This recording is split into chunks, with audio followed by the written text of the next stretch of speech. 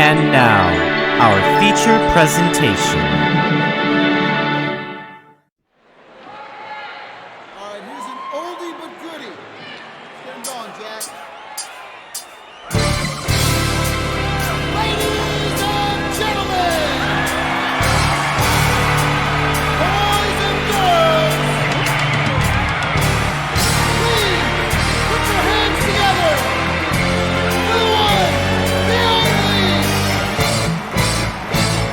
Castlevania!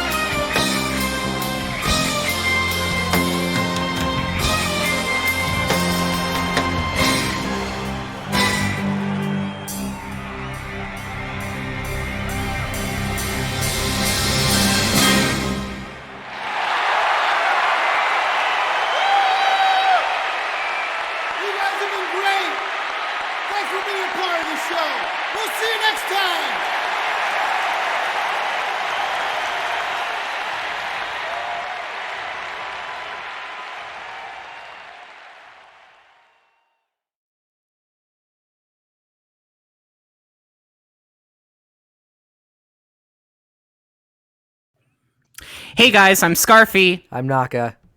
And I am Krüz. And welcome to Subwuffer Entertainment Treehouse, a determinedly drunk, geeky, and truthful podcast where wolves we house and stream entertain, bringing you all latest entertainment news. Set to like a music appreciation class to talk about what's going on in certain topics and see how people react to them in certain ways. And that song that you were listening to was Castlevania Rock from Video Games Live, a concert that I personally went to about a couple of years ago, and it was actually a really nice concert. The reason why I chose it is because it's close to Halloween, and we don't really ever have a Halloween episode unless Halloween literally lands on Halloween. So, yeah, Imagine if Halloween was on Halloween Day. So I do have something that I need to tell you guys about. I'm not a huge fan of Halloween. I never really liked it as a holiday. I like the candy and I like the spirit, but unless a person is in a fursuit, that's the only time I can actually really appreciate Halloween. Oh, by the way, we have a guest. You're dead to me. Yeah, Shutter's here. Say hi, Shutter. Hello, guys. Scarfy, you're dead to Hello, me. Nakainu. Hello, Scarfy. Hello, Krüz. How you all doing? Good. Can you give us one of those? Can you give us one of those old-fashioned howls just for sake? Of course. Blasphemy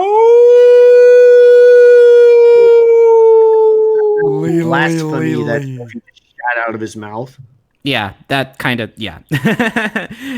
So anyway, how have you been? We haven't heard from you in a while. It's been a while, and it's been a while. No, I'm not gonna sing that song, but hey, how have you been? Well, it has been a while. Oh, well, go ahead, Shutter. Yeah, well, I know it's been a while since I've been last on the show itself, but of course, you probably see me in the chat on the YouTube channel. Yes, we also see you on Twitter a lot. Yeah, so actually, I'm doing pretty good. Just a little busy with offline stuff, life, and all that, but doing very well. How are you guys doing? I'm doing great. By the way, I'm sure the chat probably doesn't know, but we're just gonna say it anyway. We went to go see a movie simultaneously in separate theaters, didn't we? We did. And Yes. what we went to see was Spirited Away. Uh-huh. And I gotta tell you, that was such a fantastic movie. It was. I have not seen that in like years. It was like the first Studio Ghibli movie I saw, and it was like, wow, this is something else. Yeah, this was a fantastic movie. I really loved it. And this was your first time seeing it, correct? This was the first time I went to see it, and I went into a theater. It was packed. There was no empty seats, and it was fantastic. I saw it myself, and I never saw it in theaters. The first time I ever saw it was on VHS at home, I believe, and I was really surprised it was 2 hours long, and I saw it in the movie theater, and the movie theater was pretty packed as well. And I just remember falling in love with everything that it was bringing, and I was just so happy that I was seeing what I was seeing. I was a little annoyed from Fathom Events for spoiling the picture a little bit because they posted pictures of the movie, but hey, that's it. Well, in a way, it probably is a little bit of a spoiler when it comes to movies that have aged for a while. But can I ask you this, Scarfy? Go ahead. When you saw this on VHS, was it in its native language with the English subtitles, or was it was dubbed by it was dubbed, and we have Pixar to thank for the dubbed movies. Sub version too. Yeah, but I do have to say, even the English dub I thought was still very well done. I'm a little more of a fan of the English dub compared to the Japanese dub, but hey, but yeah, that's really all I have to say. So anyway, S.E.T has been brought to. Oh, go ahead. Well, this is going to be brought up on stream. I can kind of do the Streamlabs stuff because I've done a little bit of tweaking to it because we're doing something this coming Saturday, but I will talk about that later. However, Subwuffer Entertainment Treehouse has been brought to you by Streamlabs. As you can see right above my head, part of what we're doing with Basement Con, I was able to set up a donation ticker. I just put in just like a random number, $2,000. We don't need to make $2,000, or we don't need to have people donate that much money to us, because these funds are just going to go to charity anyway. Yeah. But S.E.T has been brought to you by Streamlabs. We are a nonprofit podcast, but we use this as our go-to for making more episodes and help them be bigger and better than ever before by pushing equipment or other visual means. Please do not feel obligated. We are not asking for money to pay the rent, but if you have the heart to donate, it is greatly appreciated. Yeah, thanks, Kyle. Thanks for reminding me about the thing you told me to just forget about. Go ahead, Naka. So, recently we have pulled together some of our donation funds, mainly from Kyle, and thank you very much. You are very generous, but you bought a car recently. You gotta save up for the car payment, gotta say. Yeah. That's a little bit more important than us. However, with a bunch of the stuff that we saved up, mainly for Basement Con, with the equipment, I have now purchased Splatoon 2, and there's a webcam that's currently over my face.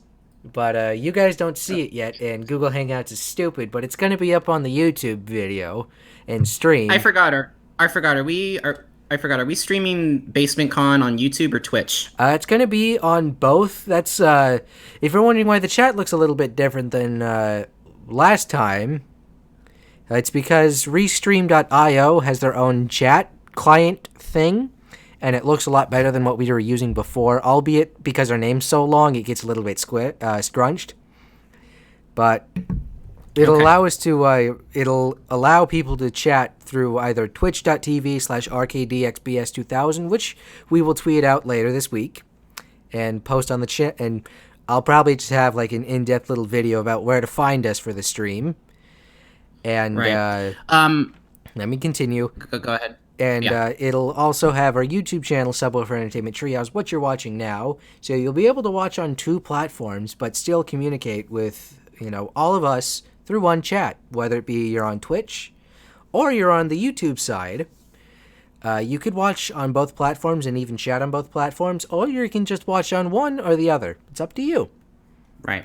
But I do have to. I'm gonna close these. I'm gonna close these down for right now because they're not really needed. But again, we will talk about that later on. Okay. All right. May I speak? Yes, you are now allowed to speak. Okay. I do have to bring up one thing. If you are donating for our Streamlabs stream, you need to donate either today or probably. Until, well, I'm not too sure how donations are going to work, because here's the thing. Hold on. Yeah, Why don't great. you actually... The frames are dropping, and I don't know why. Probably because my sister's being a whore. All right. Well, I really hope it's not going to be a problem. But anyway, it says stream is complete. Oh my God, Wait, what? Hold on. Okay. Sorry about the technical difficulties, everybody. The stream should be resumed. It's looking like it is resumed. Did we have any technical hiccups? Please let us know in the chat. Because I hate it when there's like 50 people trying to use the internet in this house. I'm just double checking that my Steam is closed. The Xbox is turned off. Everything... What's going on? I'm making sure that we have everything is good to go. All right. It looks like we are good for right now, but however, if there are any more dropped frames, just let us know. It's not like there's not a whole lot of dropped frames, but I'm just concerned about it because if it was like, if we were dropping like thousands of frames within a minute, that's bad, but it was only a couple hundred frames within like 30, 40 seconds, so we'll be all right. I just hate it when a lot of people use the internet in this house. Naka, you're good over here. Yeah, you're good. I can hear you fine. God damn it. Yeah. All right. Well. God damn it. Anyway, we're going to ignore that. I'm just glad Tyler Lockett did anything for me. I do need to. I think we're going to jump the gun a bit here. I personally, I think we should talk about the Basement Con right now. I personally think we should. No, That's all right. I'll have to jump a little bit out of order with the ting with the you know what I mean, the visual. Yeah. So I'm gonna post it real quick. Okay. And then go over to the visuals and then mash the 6 key and go to our extra life. Okay, you can talk about it. All right. Or wait, no, it's me because it's under yes. my thing. Yes. Before we begin our usual agenda, I do have an important announcement to make. We recently have joined Boozy Badger's team under BasementCon 2018, which you can check out in the links above. Extra Life unites thousands of gamers around the world to play games in support of their local Children's Miracle Network Hospital, a nonprofit organization that raises funds for children's hospitals, medical research, and community awareness of children's health issues. Since its inception in 2008, Extra Life has raised of more than $40 million to children's for sick and injured kids. And this time, our team goal under BasementCon is $5,000, and we will not be the only people participating. Boozy Badger, Quotation Marks, Dante, Buddy, Doc Wolverine, and others, just to name a few, will be there. More information about this stream will be talked about later in the coming days, probably just an announcement on Twitter, or maybe I might do something on here just to say, hey, look at all the shit we're doing. Our stream will be on November the 3rd, this coming Saturday, and will take place around noon 30 Pacific. Mm-hmm. So 3:30 Eastern, and 8:30 GMT, which is British Standard, or the Greenwich Median Time, or whatever GMT is supposed to stand for. Depending on what we'll do, it should last 6 to 8 hours, maybe more, maybe less. It all depends on how things are going, but hopefully more, not less.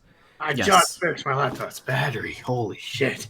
We are going to have a lot of games to play, such as Splatoon, SPLA 2, as in the number N, Mario Kart 8 Deluxe, Rocket League, some NES multiplayer, and then Xbox Live with like Forza Horizon 4.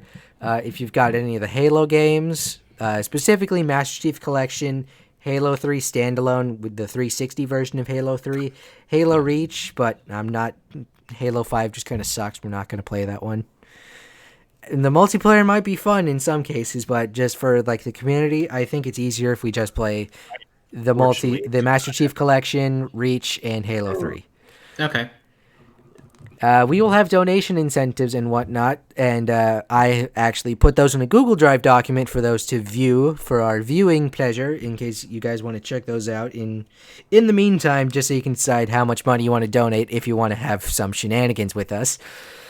And keep a lookout on our Twitter account for more updates. This is our first multiplayer stream, so it's going to be a little meme hell. There's probably going to be drop frames, and there's probably going to be some technical issues. But this is our first. This is our first game first stream. One. It's the first multiplayer game stream, because we've seen a couple streams from me on here, and they've worked out fine.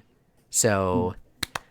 Yeah, we'll have to see how it goes. I do want to mention one thing personally. I'm just going to say, if you are going to donate for Extra Life, I would encourage you highly to hold off on that and wait until the actual video game show that we will have on Saturday at noon. The reason being is because we have donation incentives, and what this means is that we're gonna be sure that your donations are going to be interacting our video game play styles. So I can't really go too much into detail about it. You'll just have to wait see.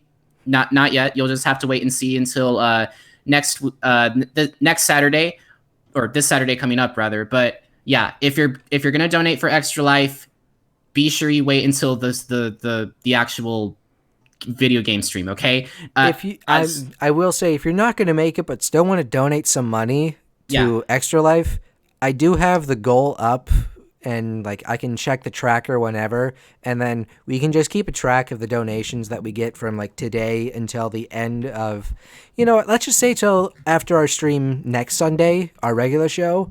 Okay. And then we can donate that to, Boozy and BasementCon, and then we can have the final total announced in 2 weeks. I think we would have to donate like after our stream is done. We'd probably just send in the final amount. Yeah, we would have to send them the final amount until like right directly after the stream is done. We'll figure it out. Yeah, actually, that makes more sense Yeah. because Extra Life is about video games, not just our podcast. So Yeah. yeah, after the video game stream is done, we'll send them in, and then we'll probably get numbers, sometime next Sunday, and then we'll make the announcement then. All right. Well, do we want to start? Well, give me just a moment. I have actually made some tweaks to our alert box. I have made our subscriber. You will give me an egg. You will give me an egg from Wesker from Resident Evil. So that's a lot shorter because we're probably going to get new subscribers. And for donations, instead of 30 seconds, it's about 9 seconds long. And it's Dog Song from Undertale, at least the first portion. Oh, wow. So I've made things shorter because we're probably going to get a lot of donations. I'd rather not spend like a minute and a half waiting for all the donation shit to play out. Yeah. We just subscribe to ourselves. Well, that is the test subscription button. When you subscribe to yourself. All right. Well, why don't we begin with our show? All right, Krüz, would you like to begin? We have 11 people watching. They've just been listening to us instead of interacting because there's a lot of information they have to absorb. If there are any questions, feel free to ask us. Yes. Absorb! Well, I did not see Spirited Away, but rather I did see something else, and that was the Volume 6 premiere of Ruby, the Rooster Teeth animated series, and it did not disappoint. I could say that. Cody, hi. By now the first episode of season 6 is out now on Rooster Teeth's website, I believe for first members, and that's only $5 a month, and you get access to a bunch of really cool shows and also a discount on their merch site. So the animation looks great. The soundtrack is not dissimilar to Xenoblade in that style of sort of rock, metal, symphonic kind of soundtrack music. And overall, it is a promising start to the new season. Plus, there's a new series coming out next year, Genlock, which features the voices of David Tennant, Michael B. Jordan, and Dakota Fanning, to name a few. So I got some A-list actors, at least actors, not sure how they do. David Tennant does do great with voice acting, but that does show promise in and of itself. So if only Red versus Blue got this much love. Sneak peeks of that are also available on the RT channel and website. I've yet to really go in depth on RVB, but I think I'm going to have to at some point. Red versus Blue seasons 1 through 13, if you have a Netflix account, are on Netflix. Is that from Machinima? That is from Rooster Teeth. Yeah, I thought that was Machinima. I mean, they were technically they were partnered with Machinima for a while. I think maybe they kind of still are. I don't know, but seasons 1 through 13 of Red vs. Blue are on Netflix if you have a Netflix account, and I recommend binge watching them. Season 14 is technically a non-canon, yet there's still like canon elements in there. There's also miniseries which are featured on Rooster Teeth's website that you can watch for free. Well, what the problem is that you have like 16 seasons now, and I'm like, 16 seasons. I gotta start at square one. Fuck me. It's 16 seasons, plus there's a bunch of mini seasons that are actually somewhat canon. Summer, like binging and like completing all of the Ruby series. Oh, so, at least Ruby is like is only 5 seasons right now. Yeah, they just this is just the start of their 6th one. So finally ahead of the curve on something. I guess I haven't seen anything about this yet, but I can notify people when the soundtrack comes out. I don't know if that comes out after the season is done or during, but we'll have to see about that. I was going to bring up something that I did not know about Ruby, and that I heard that a lot of people apparently really like it, and that I should give it a try. Yeah, I mean, it's like, I think, and especially if you watch from like season 1 to from that when they were just starting out, and then from 4 to 5, you see how they've really stepped it up. Right. In the animation, how everything looks. I think they've perfected that at this point. They've kept everything looks clean and smooth, and they're a little more daring with like the animation style, because it's kind of like you can see some fuck ups in like season 1 and 2, because it's like at one part where there's a food fight, one of the characters sort of clips into the floor, and like you could see that in the final episode. So it's like That's kinda like fun. well, that was like with early. It was like that in Red versus Blue specifically. Like season 7, they dabbled with it a little bit. Season 8, you could tell that it was still in its early stages. Season 9, it improved. Season 10, like because it was still the old Halo 3 style. How much of that do they record like with in game? Because I know it's based on Halo. They do record a lot of it in game still, like wonder still big chunks of the seasons that have a lot of like full motion video.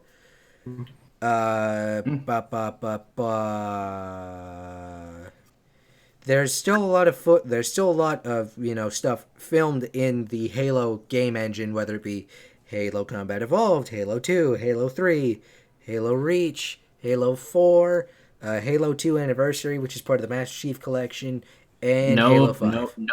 No ODST. I'm surprised. Well, ODST it doesn't have the sort of freedom. You can still take the assets from the Halo games, and with Microsoft's, you can kind of reverse engineer them for their projects. And Microsoft gives them the pass anyway because, well, let's be honest, it's the most successful web show of all time. Right. Oh, by the way, Shutter, you've been quiet. I wanted to know what's your opinion on Ruby? Or Rooster Teeth and stuff. Unfortunately, I'm not too familiar with Ruby to even make a comment on this right now. So, okay. Yeah. That's fine. I just want to make sure what I actually linked. I think it was the trailer. Yeah, it was the trailer. And then, well, the other thing is that the opening, like the opening scene is like, no, what's it called? It's not the opening scene, but it's like the intro. That's what the word is. The introduction. Yes. The intro. Yeah, that's basically, well, it's not, what they do, what Ruby does with, which is smart, is that they unveil the intro after the first episode, so it doesn't spoil anything. They tag it on to the end of the first episode. So, right.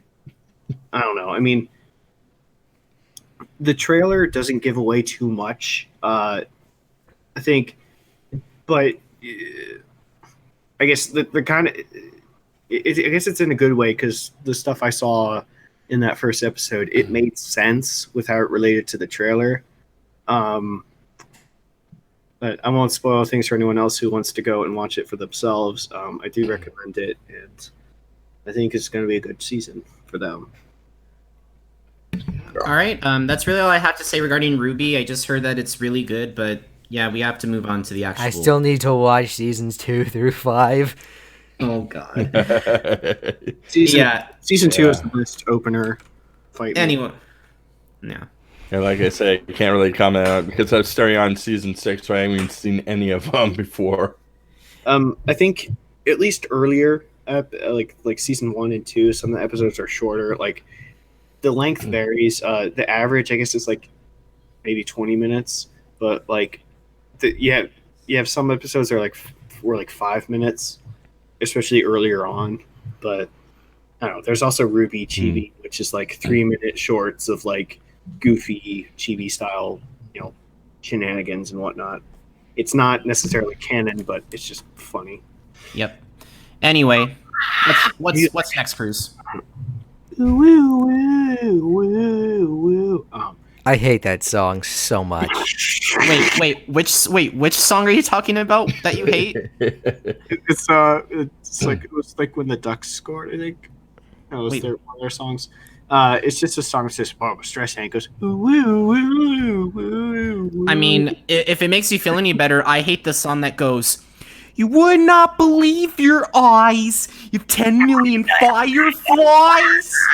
I don't understand why the hell he was. Anyway, in particular, so yeah, Streisand, new album, Walls. And if you think that word has some contemporary implications, you'd probably be correct. I think that's all that needs to be said. But with all that, with all the shit that's going on right now, labels don't really mean anything.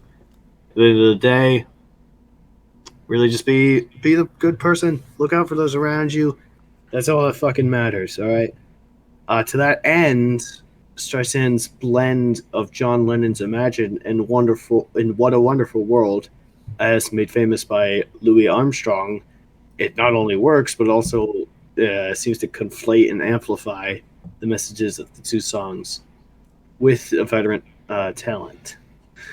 The latter song was a bigger part of my childhood, as my mom would always read me that book of the that went along with that song. And I do appreciate that, if nothing else. This new album is coming out on November 2nd. I don't care about Barbra Streisand, so yeah, no, I don't care. Yeah. I'm pretty sure that Barbra Streisand is a nice lady. I'll give her that. I'll give her that. Yeah. But I just don't like her music, and I don't care. Oh, wait. I don't know if you noticed, Naka, but I think our username is going in between the chat. I mean, it's going in between the lines, so you can just read between the lines. It's going and then we'll be sure to fix it later. But unless you can fix it right now, but there's nothing I can do to fix that. What we can do is just You will give me an egg. you will give me an egg. That's how we can fix it. Yeah. Send Naka a support ticket. Yeah. Yeah, there you go. I'm not a huge Streisand fan, but I do have to admit her voice does sound nice, even though it's probably not music that you would probably listen to. Yeah, I mean, I didn't really care to listen to the rest of the stuff because, it's basically just her being a huge raging liberal, but it's just okay, yeah, let me know when you have some original criticism, okay? Cool. Yeah. But I think at this point, the way she's doing it, I think this also is partially a cover album because, the song I linked and a few others are cover songs, or not remixes, but they're redone. Remakes? I don't know if there's a real term for it, but when you combine covers of two separate songs into one. But yeah, I think it's kind of a mix of a cover album and original stuff. I don't know. Yeah. No, it's kind of a different mix from Kid Rock's All Summer Long. It does Sweet Home Alabama and Werewolves of London. Oh, I did not know. Singing Sweet Home Alabama all summer long. I hate that song. Yeah, it's the same. Gosh. Yeah, it's got the lyrics to Sweet Home Alabama, but it's the riff to the Werewolves of London. Yeah. Anyway, that's really all I have to say regarding Barbra Streisand. Are we moving on? Oh, how about Mike? Oh, hold on. What were you gonna say? I forgot we had a guest here. Yeah. God. What is your opinion on Streisand? I did listen to this track. I thought it was beautifully done. The voice is beautiful, and to mix both John Lennon's "Imagine" and Louis Armstrong's "What a Wonderful World" it just mixed perfectly. I thought it was fantastic. I also really admired the cover the cover image too that's on here. It's just amazing. So Krüz, Naka, do you have anything else you want to say or? Nope. It's a good all right. I don't know. All right. Well, why don't you move on to the next one? Name a type of fruit. Orange, Clay Aiken. David Archuleta. I am convinced that this guy will never outgrow his baby face. Fuck me, it's more Christmas music. Hooray. Dear God, why? I think it's common knowledge that the only Christmas music that is acceptable to listen to year-round is Trans-Siberian Orchestra. And as if to spite us sensible folk, the song that I found off this album is called Christmas Every Day. It's not Christmas. Yeah, I don't really know how to feel about this one. And also in chat, I forgot to add the title at the very end. Excuse you. I just use X as a place marker. Fucking tryhard bitch.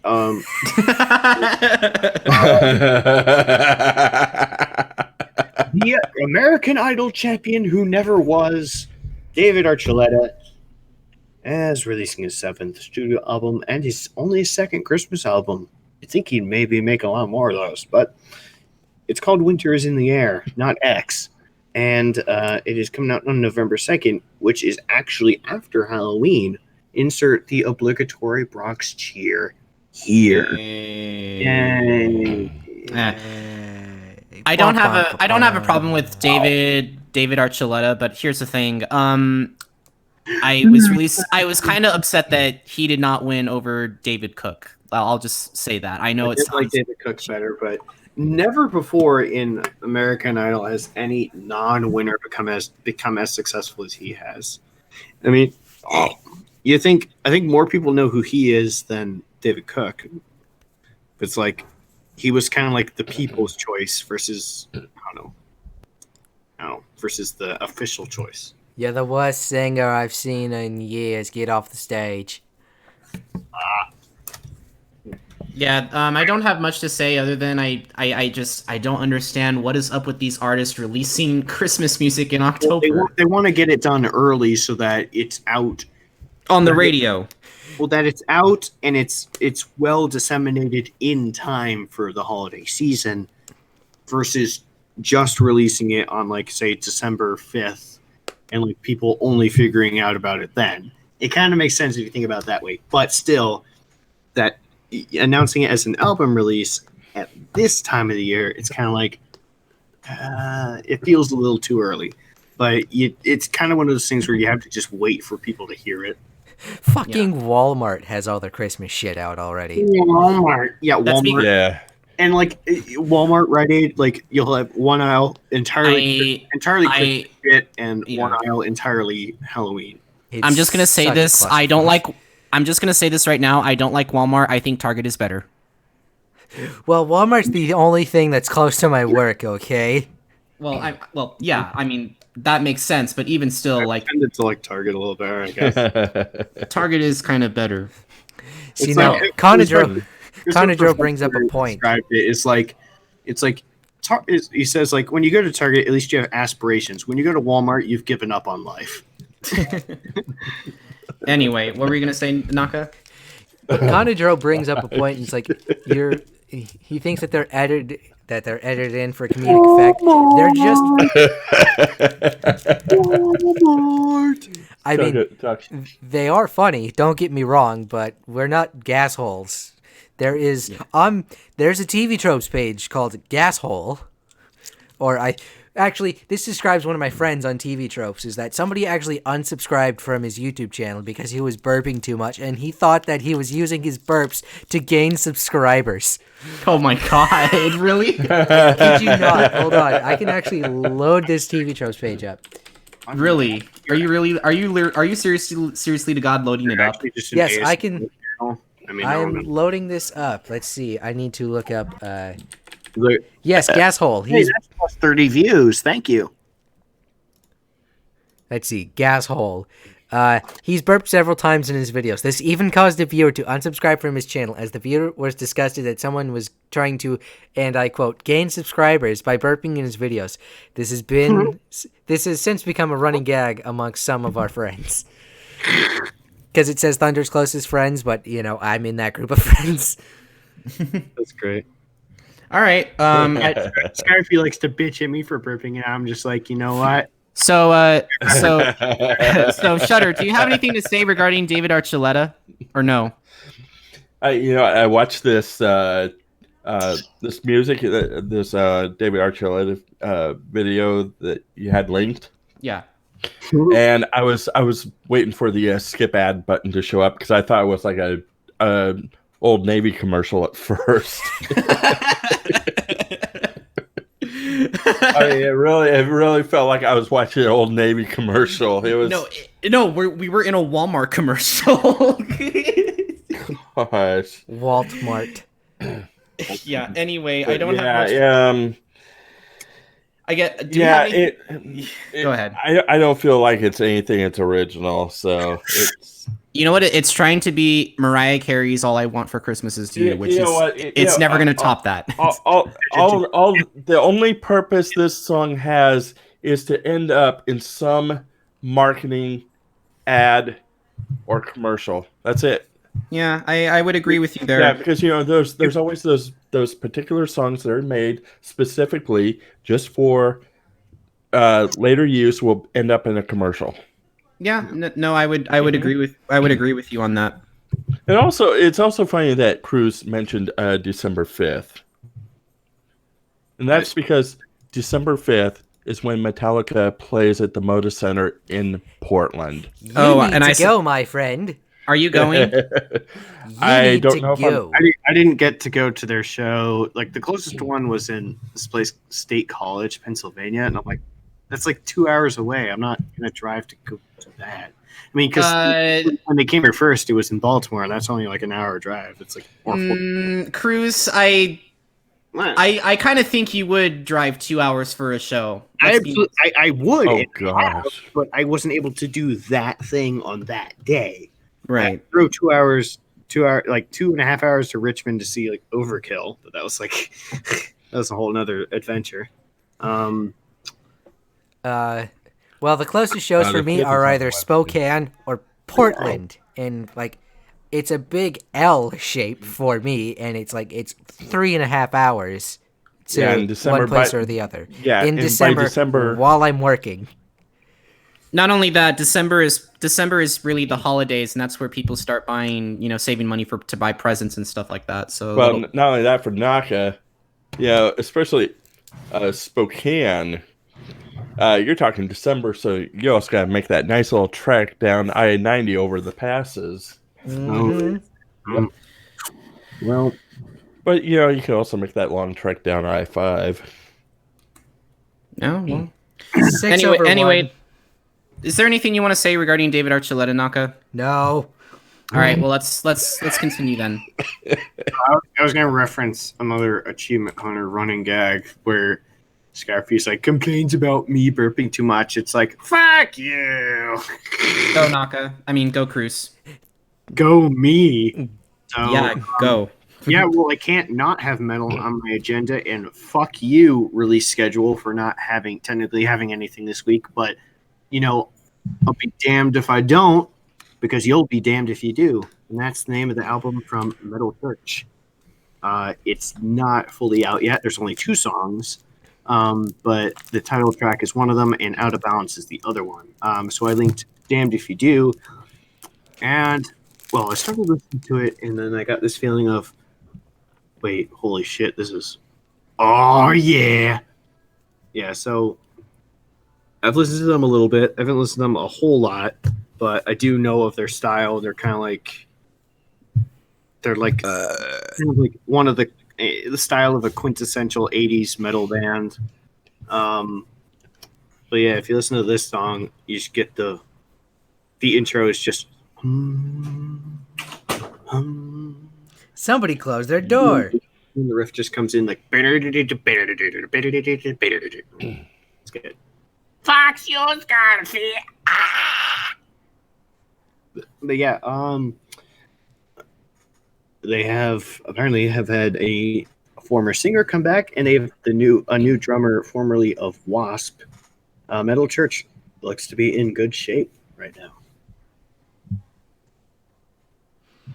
Okay, so yeah, that was an awkward silence. Sorry. Anyway, I saw the video of the music video for Metal Church, and I actually liked it almost sounded like the hum. I love that part. I don't know. It's so harmonizing and so haunting. Where are they going with this? But I'm like, oh, okay, it works.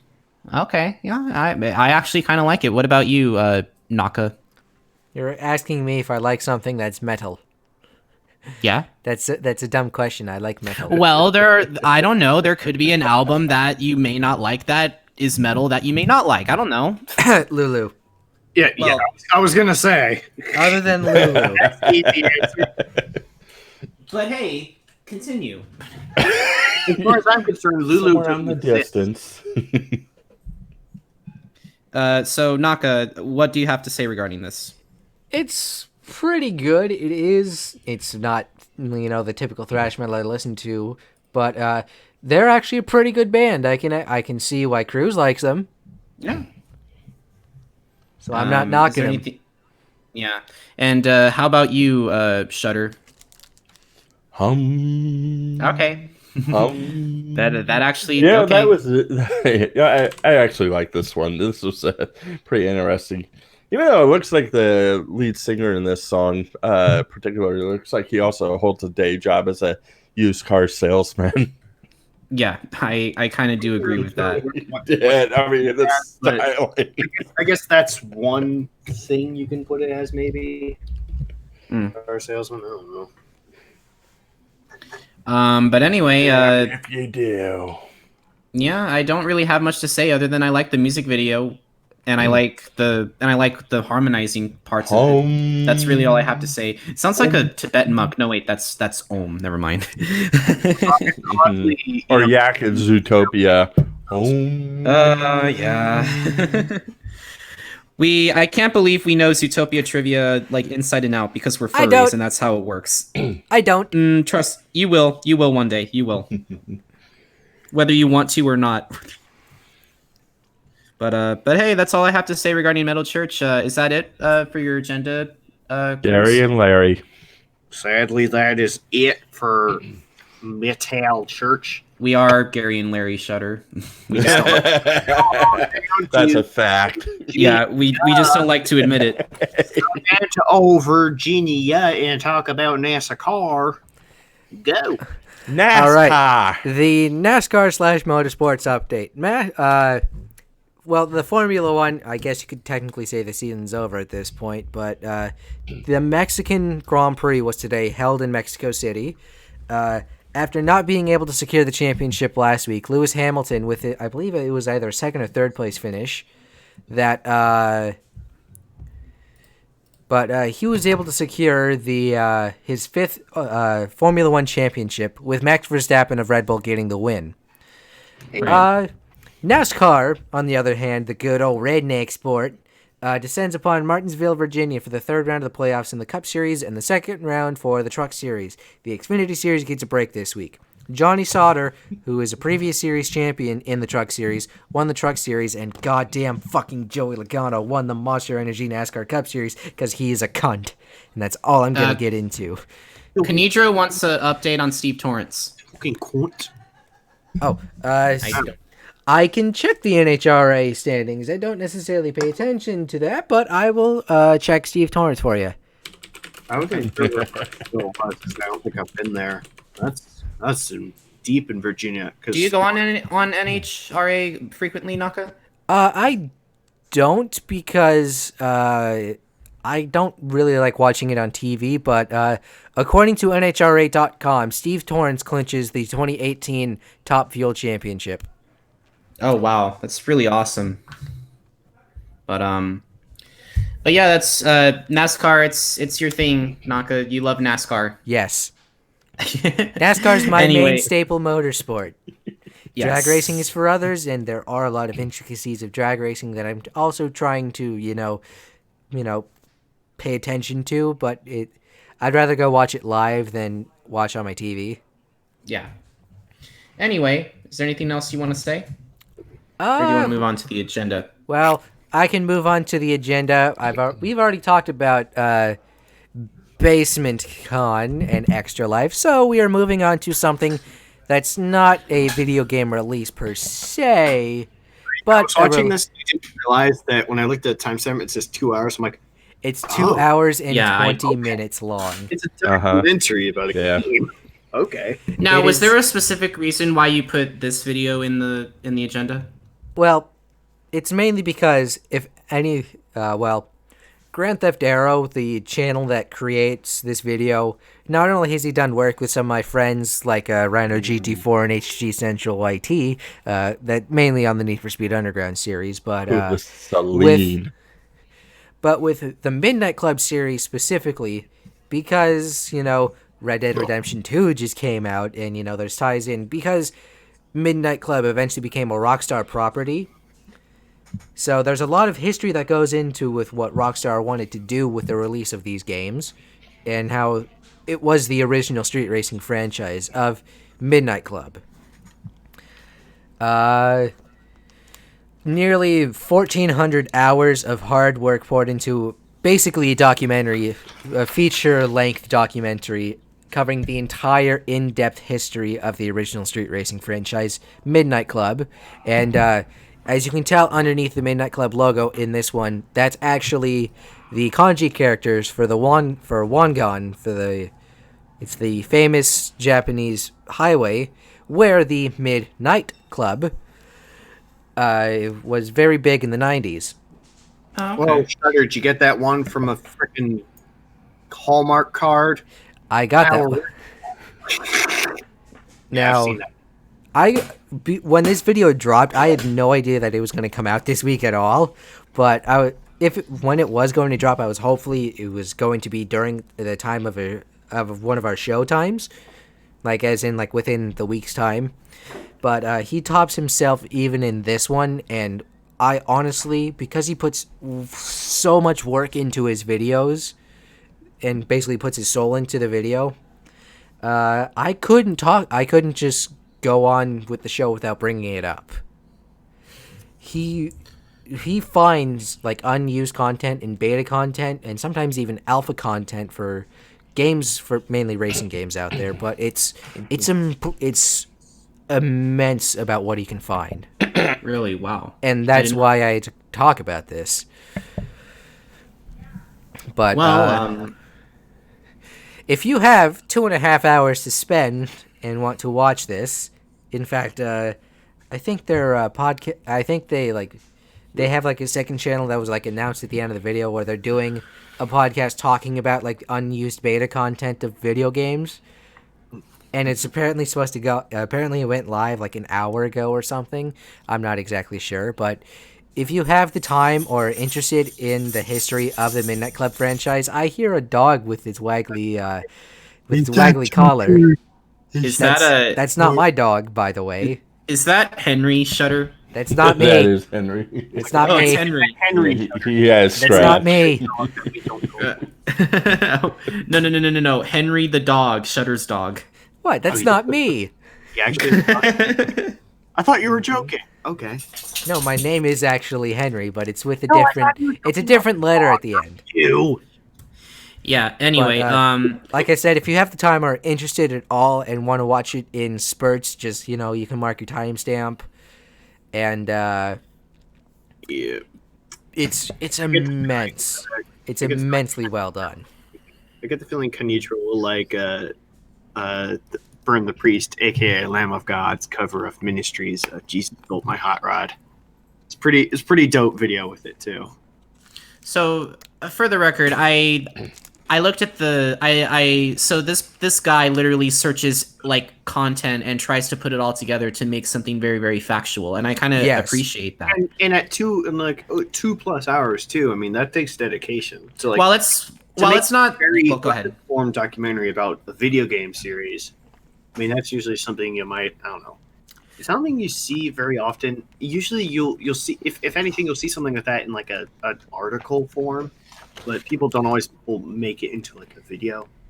You see article listing, the history of, I don't know, say Mortal Kombat or whatever. Shutter, is there anything that you want to add to this? I know you're not a huge fan of video games, but hey, it's consistent, I guess. Yeah, this particular one, the Midnight Club, complete history. I only had a chance to see this 2 hour and 20-minute video just on the short notice that I've had on this. Oh, I don't But- blame you for not having seen it. But you know what? I do like this Celine that is right on the cover. Yep, that is the actual cover for the Yeah. for the base game, and not like the greatest hits version, which is called the complete edition. That's got a different car on it. But I digress. We have to move on. Yes, we do. And showing Okay. like, we're looking for games for like the covers for the games is like, well, because this technically isn't a game release, it's like, which one do you want to show? And you can't always You could have like just buzzed me and asked which cover I wanted to put up, because I would have put up Midnight Club 3 Double Edition Remix, because that's my favorite one. this. But this will do fine. But this is perfectly fine too. I did choose this one because this is the one that occurred most often in I the search. could understand that. Midnight Club. That one just came, or Los Angeles just came up a bunch. Yeah. No, it's the most recent, and a lot of the elements from Midnight Club Los Angeles' map were used in Grand Theft Auto 5's development for the map. So, yeah, there's that. Because, I mean, Yep. shit, they're both based on LA, but we have to move on to Call of Cthulhu. Yes, it's not the Metallica song. It's the game, which actually looks very much like Amnesia, and I like that. It's a song. Yeah, Call of Cthulhu. Well, Yeah, Metallica they're- has 3 songs about Cthulhu. Is it pronounced Cthulhu or Cthulhu? Because I always pronounced it Cthulhu. I always say Cthulhu because Metallica, but yeah, All right. It's well. a 6-over-1 situation. thing that should not be and Dream No More. No, it's a tomato situation. But hey, let's just continue. It's like Oregon and Oregon. The whole thing in the story is Cthulhu. Falalalalalala. But So Call of Cthulhu. Falalalalalala. an upcoming role-playing survivor horror game coming out for PlayStation 4, Xbox One, the Nintendo Switch, and the PC on the 30th. A semi-open world environment with themes of Lovecraftian and psychological horror blend in well with a story that's got investigation and stealth elements. It's inspired by The Call of Cthulhu, H.P. Lovecraft's short story, and also an adaptation of the 1981 board game as well. The game follows investigator Edward Pierce. I know what you're talking about, Cody, but you know, you still gotta respect their opinion even if you disagree with it. That's the way that you have to act like an adult. But investigator Edward Pierce, a private eye who's in an existential crisis, he lives in Boston, but it's 1924, there's jack shit going on for crime cases, so he flees off to booze and popping pills and shit. Not good. A mysterious case lands on his desk one day, giving him a glimmer of hope. He has to solve the death of the Hawkins family who, and I quote, mysteriously died in a, and I quote, fire. Only one clue is a strange painting created by the, and I quote, supposedly crazy mother shortly before her, and I quote, death. Edward sets out to Darkwater Island near Boston to find out more about the matter and discovers the impending revival of the great old one Cthulhu, whatever. It seems fun if the Lovecraftian style is your thing, and it releases on the 30th of October for the said consoles above, so you can pick it up just in time for a Halloween. Sorry, I don't mean to yawn at that. I totally do not mean to be disrespectful. That is unintentional. But seriously, Dude, you work hard. I don't blame you for having to yawn. Dude, yawning is perfectly normal. If like I can tell by your voice that like, oh man, this was so boring. He's already tired. No. I'm not bored by this particular subject. if anything, I'm very interested and intrigued. It's just I do work hard to get this done. So, Go get some coffee. I don't want coffee. I already had like soda, and if I drink more, I'm just gonna get more tired. But anyway, Call of Cthulhu, I was looking at it and I was very interested. It almost seems like I like it's more of those, choose what to say at this kind of person sort of thing. So it's like you can see what goes on, you can see what works, you can see what doesn't, that sort of thing, and I kind of like that. what's interesting is that it almost has like a Star Wars: The Old Republic type feel. Holy shit. Anyway, I don't know. I personally, that's just how I see it, but I guess we'll just have to wait and see. But what do you think, Krüz? So I've seen stuff about this game. I think as early as last year, actually, and it was just like a little like teaser thing about that this is a project that's going to be starting soon. And I was like, the idea of the name and like its whole descent into madness, kind of giving me I guess based on the environment and also somewhat the story of like an Amnesia type vibe, which of course that game was one that kind of was really a staple in horror, especially for YouTube. That's kind of really took the first person perspective and, in the concept of managing your sanity, and that really took that and ran with it. I think this is a game that does the same thing. And hopefully, I would be excited to play this because I'm always up for a new horror experience, and I think this one should be an interesting one to go and play. And as for you, Shutter, that was what I was about to get at. But okay, fine. College. Go. Oh, I'm sorry. I'm sorry. Hold on. Frame drop. Hold up. Frame dropping. Oh, what's up? Oh, there was just a little bit of frame droppage for a couple seconds. Stream is resumed. Now you can go ahead. And no, never mind. Frames are dropping again. Yeah, Naka, you sound like you're dropping. Be nice. Am I sounding okay here? No, you sound perfectly fine, is the thing. I don't know what's happening. I can't control this shit. So, Scarfy, don't get mad at me because the frames are dropping. It's like I'm sorry. I don't want to sound like I'm just laughing at. But it's like the audio fucks up right at the worst moment when it's like sorry, that just does happen. Yeah. Everything always fucks up at the worst moment. And it's just like, I know you're angry, and I understand. Yeah, it's called Murphy's Frame Law. drops. Like, it's the worst moment. hey Naka, I have an idea. Why don't you get out of the call and then get back in?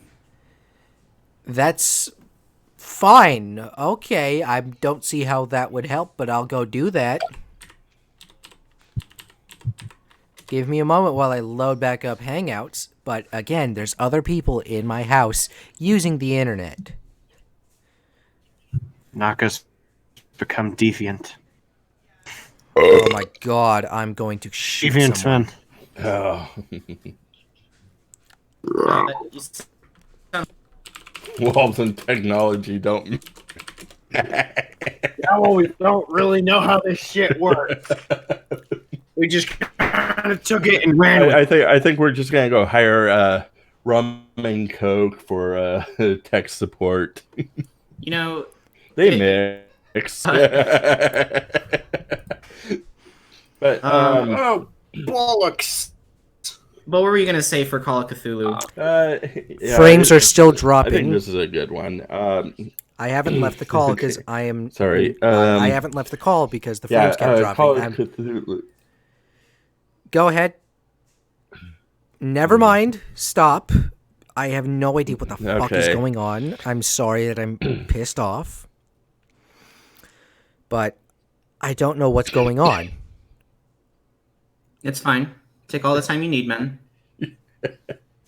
Anyways, the Call of Cthulhu. I thought that when we started set, that the internet at my gap year place was bad. Not that internet was fucking abysmal. No. The internet that Naka used to have was worse. Let's make that clear. But this internet's like miles away compared to what he used to have. But anyway, how are we coming out, Naka? You guys sound fine for whatever reason, but it just keeps randomly dropping frames, and I don't know why. I wasn't getting, but I get to say fuck you because you laughed. Like if it doesn't like, what kind of frames are you looking for, man? Because I don't Well, really understand. Dropped frames means that video and audio will be behind and they will lag and they will cut out. Like now. Yeah, it's when he says frames, it's you think visual, but also I think it's linked to audio. So it's like when you drop a frame of audio, or video rather, you're also dropping a frame of audio. So that's why it sounds choppy. I think I said that right. Oh gosh. This is one thing we deal with a lot, guys. It's nothing, Ah! You know what? This is, the reason I'm laughing is because this is exactly what I deal with on a daily basis on my day job. Yeah. this is what I get paid to do. I deal with this kind of an issue every day. All right, now hold on. You're not going to be able to hear them for about a minute. I'm going to go leave the Hangouts call and then bring it back up and see if we can continue on from there. I will be right back. From Hangouts, at least. The video call ended because of an error. That's... Frames haven't dropped since.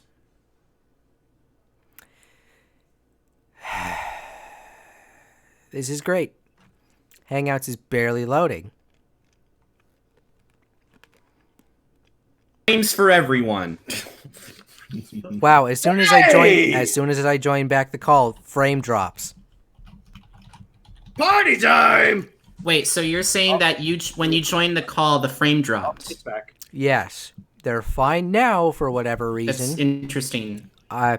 If this gets to a point where it just keeps dropping over and over again, I'm going to need time to fix it, and I will have to bring the stream down. Okay. But let's just try and continue on as normal for now. Yes, I would agree. That's the only thing that we can do. Anyway, because the only thing that I would... Yes, that's all we can do. Shutter... The only thing that I would recommend is that if we can't stream this, we could continue on recording it, and then I can just grab whatever is off of YouTube, and then splice it in, because the frames are dropping yet a fucking again. Sure. It's not that it's hardly the worst we've dealt with like frame dropping, but the fact that it's happening so consistently at the rate it is. I think I have an idea. Why don't you try going on Hangouts on a different web browser? Would it do the same thing, you think? It would still do the same thing because it's internet, not CPU or memory or anything like that. It is internet based. Okay. Hey Naka, what have you looked at your task manager on your computer at all? Let's see, memory. Why don't you do that? Because for whatever reason, it just keeps spiking up and down. Oh, what is spiking I'm looking up and down? I'm looking at my task manager for Wi-Fi because that's technically what it's under. I'm not sure if I need to restart my goddamn computer or something. Or because that's what I did because I realized that I was dropping frames last episode, but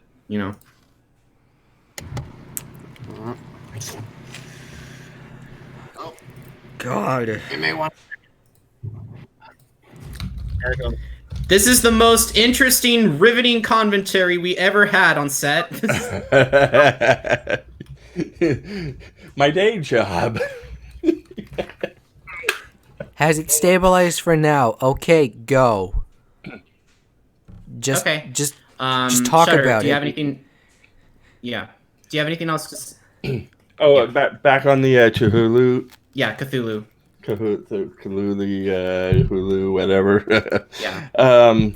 Yeah. It does look very interesting, and just based on the story and the graphics and the plot, and so it's worth it. Yeah. I would agree. And is there anything you have to say, Krüz, or no? Or did you already say what you had to say? Krüz? Krüz.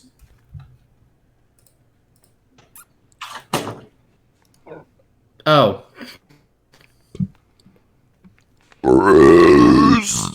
Okay, Krüz, where'd you go?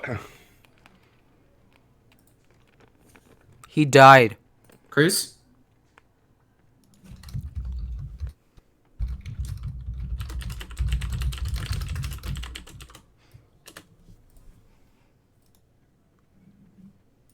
Krüz.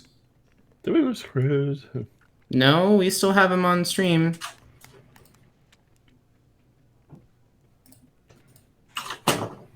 Oh. Ha! Hey, what happened? Huh? Where did you Krüz. go? What? What happened? I just went to throw something away. Well, could you Could not you do have that? told us, please? What? What's happening now? Yeah, you kind of did something that we should not have done. You should have at least Okay, told us, cool. please. Anyway. Anyway, Naka, why don't you try... What's that? I shouted it quickly. I had to go to the bathroom.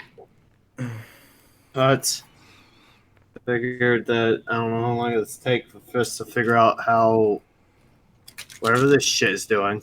We're gonna have to lower the bit rate, Well, I think. I can For bring the down the video. Can stream we do for that? I can bring down the stream for a few seconds, but because it's within like a minute, it'll go back up. I can just lower the bitrate and it'll be fine. So I'm gonna lower the bitrate to about 1,000 kilobytes because we're not doing a whole lot of crazy wacky movement. So we give us just a Yeah, you're minute. cutting in and out, man. Again, I don't know why. I can't hear. I can't hear anything. I.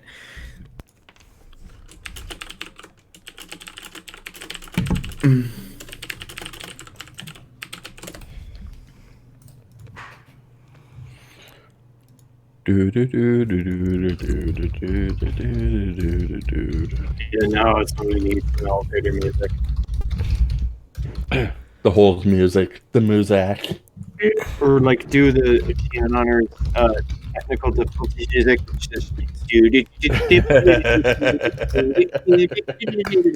Is your sister currently using the Proper the fucking stream? Lee.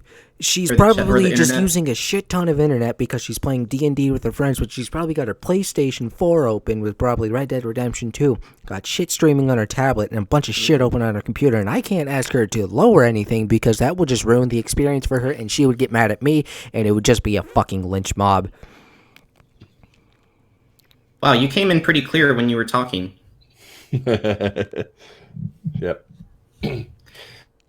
Well, we're gonna try and move on, and we're gonna try and salvage the stream as best as we can. I don't really know what's going on, but unfortunately, this is just how it's going right now. So we're gonna have to move on, and we're gonna have to continue and go forth as best as we can. If for whatever reason we somehow go kaput, we'll be able to work on this. Oh Lord, oh God. Okay, so All right, moving on. Doom 3 Eternal Collection. It's just Okay. it's just Diablo, well, not Doom 3, Diablo 3 Eternal Collection. It's Diablo 3. Look, I'm a little pissed right now. I'm a little pissed right now. you said He's a little flustered. I'm a little flustered, but yeah. can you understand why? Diablo 3. It's, Oh gosh. Diablo 3 Eternal Collection. It's Diablo 3 with Reaper's Souls Yeah. and Rise of the Necromancer DLC No, is I- coming out on the 2nd of November for the Nintendo Switch. It's been out on PC, Mac, Xbox 360, Xbox One, PS3, and PS4 for years now.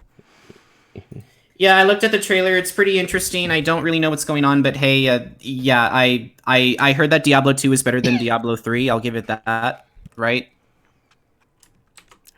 Sure, I don't Wasn't play it Diablo. supposed to be a collection of all the games? It's supposed to be a collection of all of Diablo 3. Okay. And game I probably like the game, but I haven't gotten to yet. I mean, it's on the Switch. I mean, as soon as I get more fucking storage, I can play it. But yeah, Anyways, I'm sorry if I'm like rushing you guys, but I want to get this like done out of the way before anything else happens. So if I'm cutting anybody off, I'm sorry. Yeah, this is a little. We're a little flustered right now, so we're gonna have to go a little bit more faster than we would like. So how about we do this? How about how can I? Is there any way that I can continue reading the stream, reading your part of the agenda, Naka? Just to make things a little easier on you. No, I can read it. It's fine, but thank you for offering because it's the stuff that I wrote, and I can actually understand it more than probably somebody else could. Okay, why don't you continue with the next one? Alrighty. Dream Daddy Dad Rector's Cut. The Game Grumps made a game, eh? Where you date single dads, but don't dive into gay male stereotypes like, oh my god, my voice is gonna be like this, and we're gonna go fist each other for hours. And instead deal with issues like social anxiety and toxic masculinity. That's actually pretty good. The dads that you date lack references to their sexual orientation and gender identity, letting the developers to focus more on the issues stated above compared to the media's glorification of gay relationships. It's a nice turn of events. You control a lonely single father just moving to Maple Bay with your daughter Amanda on the cul-de-sac where you live. Most fathers are single. Have I dropped any frames since I started reading this? No. Good. And you have the option to romance all the fathers. Well, dads. The visual novel is interactive with mini-games, multiple endings, and voice acting by members of the Grumps. It includes character customization for the player. The Dad Rector's Cut adds more side quests and mini-games for the PS4 and PC on the 30th of October. I really want Shudder to be my daddy. Really? Not in the mood for that right now. Shit in here, and yet you complain about the shit that I do, which is what? Belching? You two-timing son of a bitch! Shudder, what do you have to say regarding Dream Daddy? Hello? Oh, Shudder. Uh-oh. Oh, sorry. Yeah, my mic was hard mute. Oh, okay. What do you have to say? So I assume you laughed when I said I want you to be my daddy. Actually, I was laughing. Anyway, what do you have to say regarding this game? It's pretty progressive, isn't it?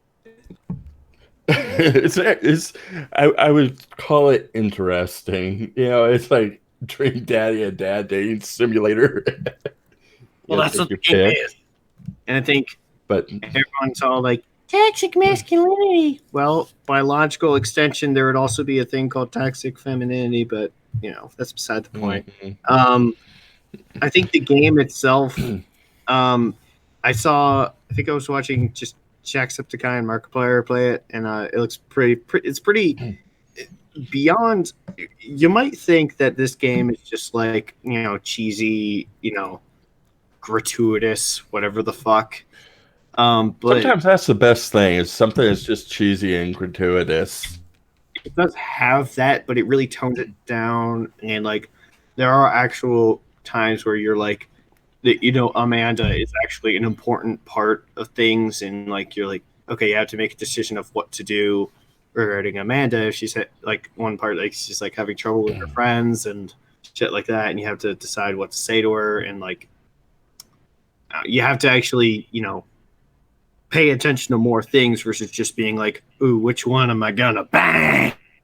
You know, and I guess it might catch some people a surprise. I don't think we've dropped any frames, have we? No, we have not. Good. All right, good. That's why I've been so we silent. Can continue. I haven't played this game. I heard that belly though. Markiplier,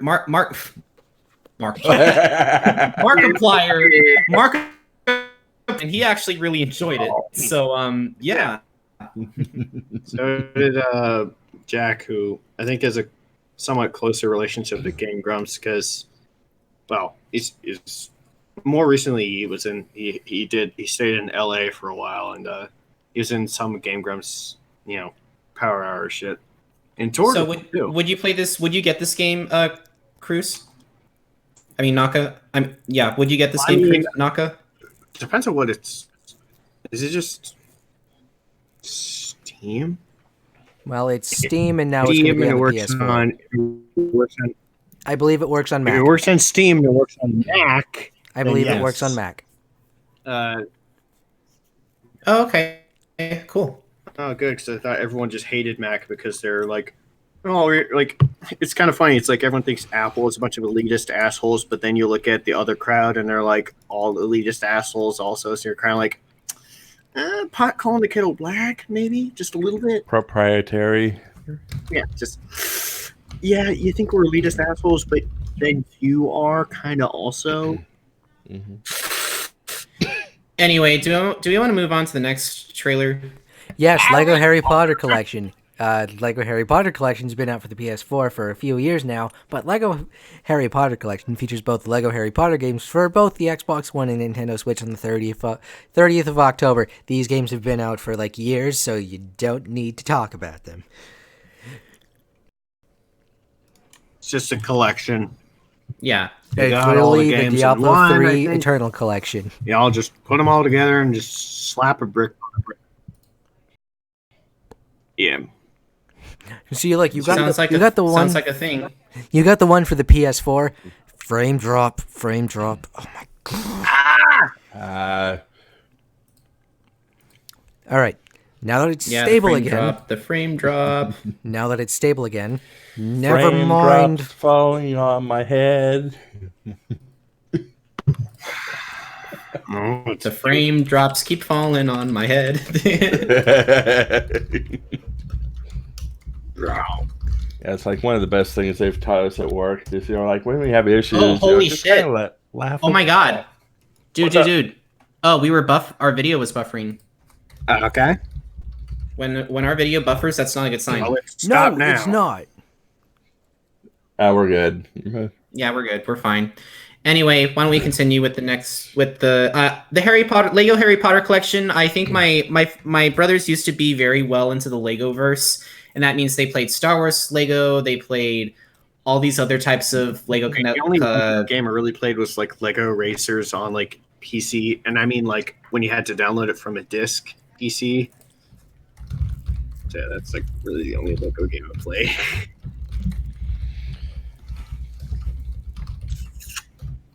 Anyway, Let's see. if If there's anything that we missed tonight, we can just talk about it briefly during the extra live stream because, at that point, everything will be worked out.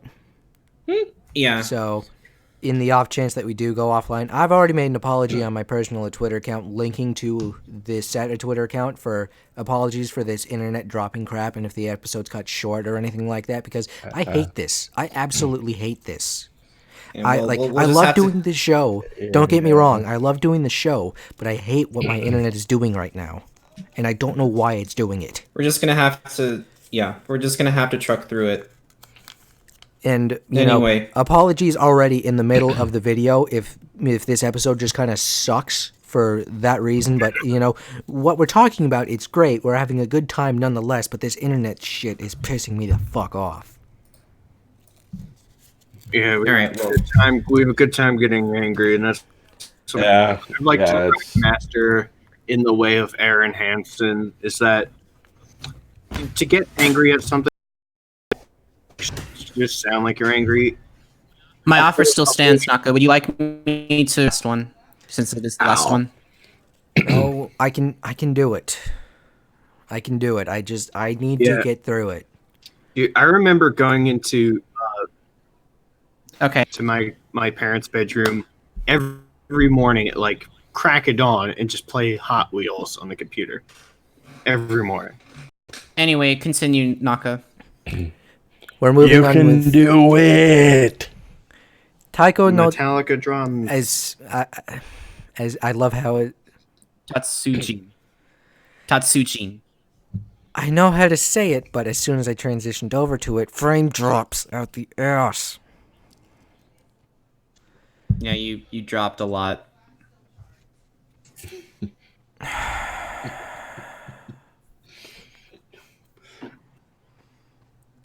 I'm Do sorry. this in Morse code. Beep, beep, beep, beep, beep, beep, beep, beep, beep. Or it's like the fucking thing I showed you earlier about the Orioles jerseys, but the name for it Braille. It happens, man. Let's just keep powering through. No. Yeah, it's the fact that it's happening this much it's very upsetting for me, okay? This isn't, just like interrupting somebody. All right, or it's just we being have to. meme fest. The fact that the internet just keeps cutting out for whatever reason is very, very frustrating.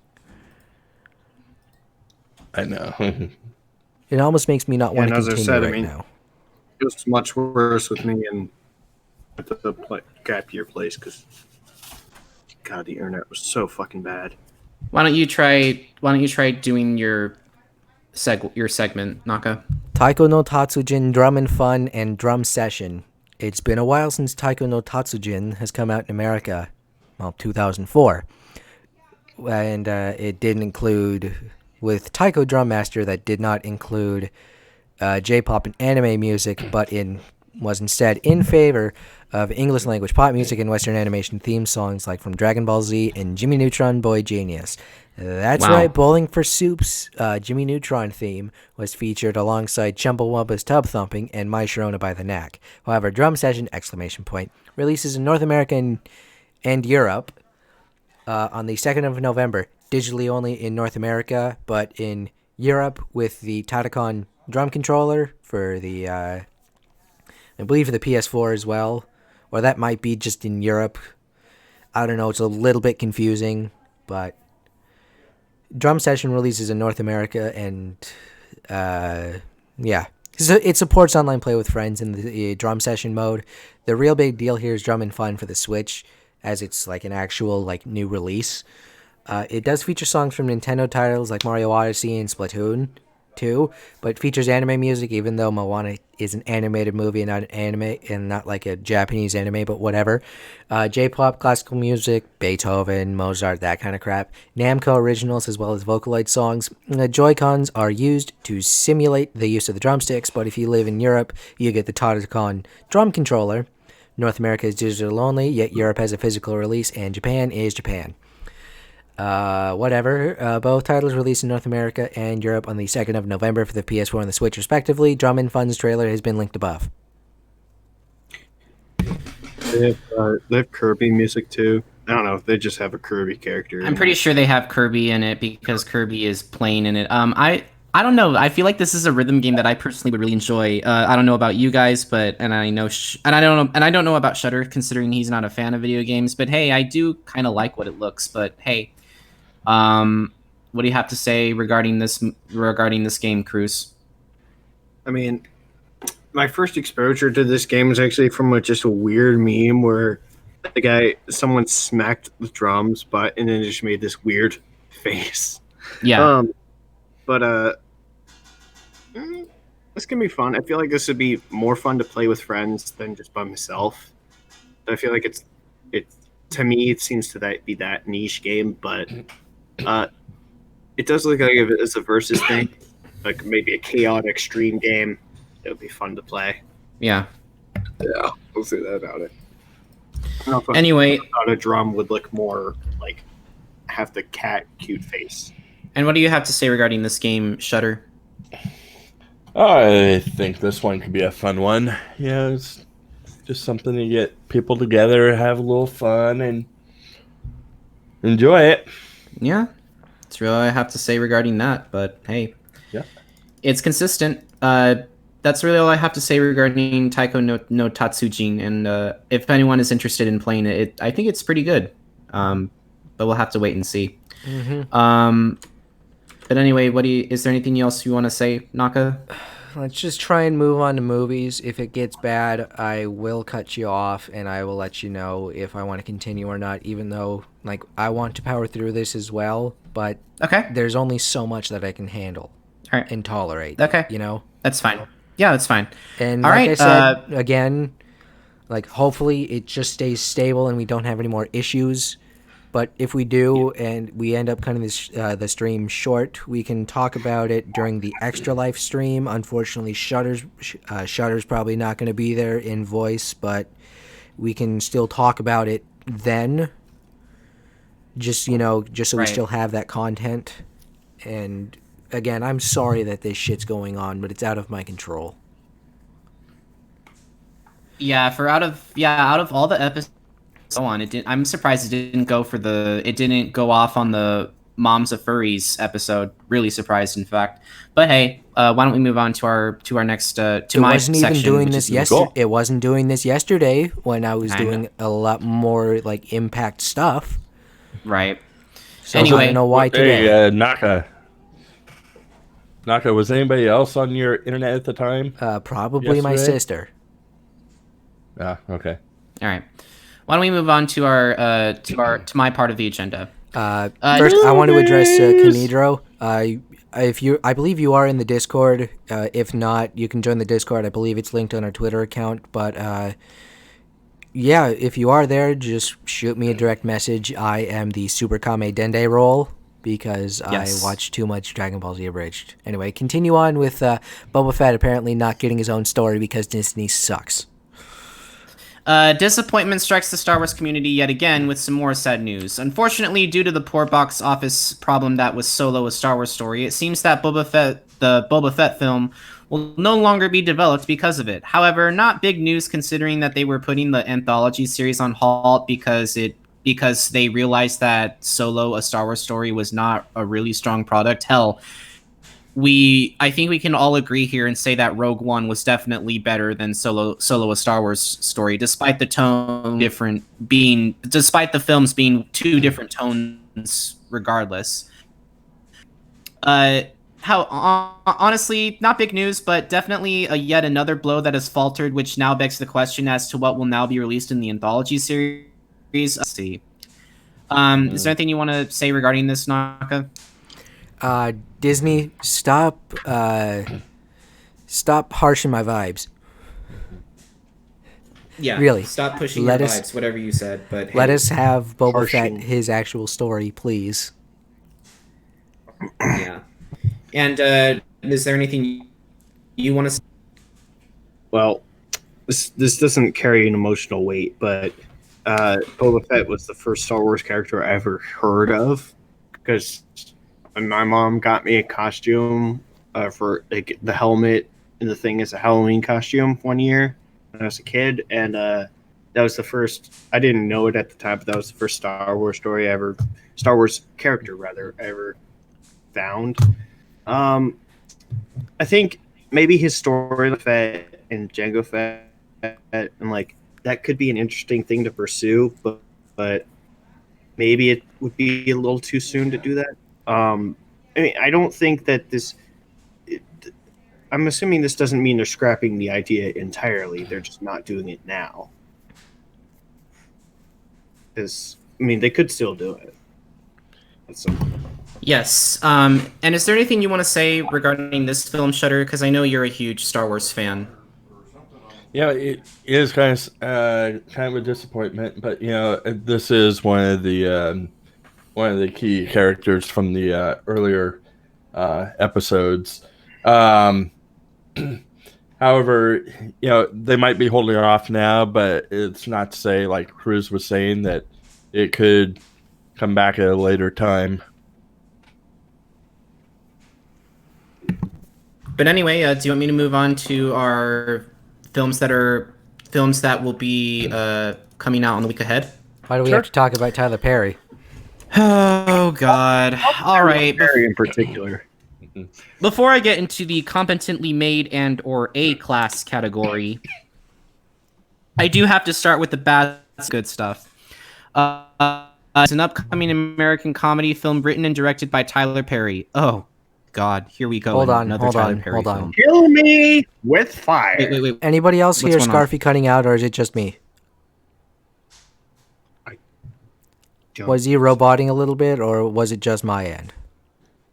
I think it was just your end because everyone can hear me fine. Fucking Yeah. great. Wait, is something wrong? It's just very fucking frustrating. I'm sorry I'm sounding Anyway. so depressed and negative. Okay. Anyway, let's just power through. It does. Too. The film stars Tiffany Haddish, Tika Sumpter, Omari Hackett Brooks, Amber Riley, and Whoopi Goldberg. I hate to describe the plot beginning with the words, the plot is as follows, because every time I do that, it represents how... Oh, am I cutting out? No, you're fine. Go on. All right. I hate to describe the plot beginning with the words, the plot is as follows, because every time I do that, it represents how I feel inside, and unfortunately, it's no exception here. The plot begins with Tanya, a recently released felon from prison who reunites with her sister Dancia, only to learn she's in an online relationship with a mysterious man who might be catfishing her. Catfishing, for those of you who never heard of the term, is where someone makes a fake identity on a social media account, usually as a romance scam to start a relationship with somebody online, only to look at the rearview mirror in the front seat of a car that says, "People in the mirror are not what they appear." Hey, I don't hear that term as much, so because of that, I feel the need to explain it. Now, with that set aside, I do need to address that the director of this film is Tyler Perry. Look, Tyler, I don't hate you. I don't even think like he's actually a director. Tyler, I don't hate you. I don't even think you're a bad guy, but you have a really bad habit at making a lot of the dumbest movies we've ever seen, capitalizing on your biggest character, Medea. And I see Medea in a lot of your movies, and I'm just tired. But you make your money the way you make it, so I guess that's how it is. And how it is for me with this movie, the answer is meh. I have a really hard time getting into this plot. I have a really hard time seeing Tyler Perry as a director, but I guess this is just how it is. The film releases November 2nd if you're interested. However, I am not. So did I come in clear? Yes, you did. All right, just making sure. All right, so Naka, is there anything else you want to? Is there anything you want to say regarding this movie? Like, I'm sorry, Tyler Perry, but your movies suck. Yeah, that's really all I have to say. That's all you have to say. Yeah. And Shudder? I'm going to take a pass on this movie. However, there was probably just a few one-liners in there. And by the way, if you watched was in that link, did anybody catch a reference trailer at all? No. What reference are you talking about? So, Whoopi Goldberg plays as Tanya was knocking on the door, and it says, No, Tanya, no home. Oh. No, he no here. Oh, it was a reference to Consuela. Oh, Family Guy. Consuela. Family Guy. No, Naka, no here. No, Not in the mood for that kind of joke right now. All right, well. Come on, Naka, cheer up. Yeah. Anyway, is there anything you want to say regarding this movie, Krüz? The one Tyler Perry film I watched was Why Did I Get Married 2? And that movie, like, the first half was like a mild comedy, and the second half was fucking depressing because everyone fucking died. Right. It's like, what the fuck, dude? Like, it's like this woman, she makes this prank of like this gay guy comes to have a cake, and it's just like he's dancing around in a thong, and then her husband angrily drives away and then immediately gets a crash to work, and then she feels bad. I'm like, well, yeah, you fucking bitch. What do you think you fucking did? God, so fucking stupid. Yeah. Sounds like a movie directed or written by a cat. It's a hard pass. Yeah, because a cat just wants anybody dead. It's just so fucking dumb. Well, do you want me to move on to the other two trailers that I will have to request? Well, three trailers rather that I will have to request the floor for. Not for you guys to mute your mics or anything, but I do need to have as little interruptions as possible. What? Unless Naka has to interrupt me with frame drops. Mm-hmm. That's the only reason I would need to go ahead with a movie anyway, that's. Do you want to move on to our next trailer? Let's go on with a movie that's boring, doesn't make any goddamn sense to me, and I don't know why it's becoming a movie with expanded lore universe when it should just be a fucking stage play. All right. We begin our adventure of competently made pieces with the genre of films. Oh, by the way, I just want to question, not Krüz. You did separate slides for this one, correct? Yes. All right. That are called films that are being made rather, that no one ever asked for, except when they actually mean it. And since Disney has a record of making movies under the genre of Films that no one ever asked for that are being remade, I guess you can say it's a fresh take. The Nutcracker in the Four Realms is an upcoming American fantasy adventure film directed by Lasse Hallström and Joe Johnston and written by Ashley Powell and Tom McCarthy. Pardon. It is a retelling of E.T. Man's The Nutcracker and the Mouse King and Pyotr Ilyich Tchaikovsky's ballet, The Nutcracker. The film stars Keira Knightley, Mackenzie Foy, Eugenio Derbez, Matthew McFadden, Richard E. Grant, Jaden Fawara Knight, Misty Copeland, Helen Newman. Before I get into the plot, I guess it's best to talk about this movie a little bit. The film was announced in March.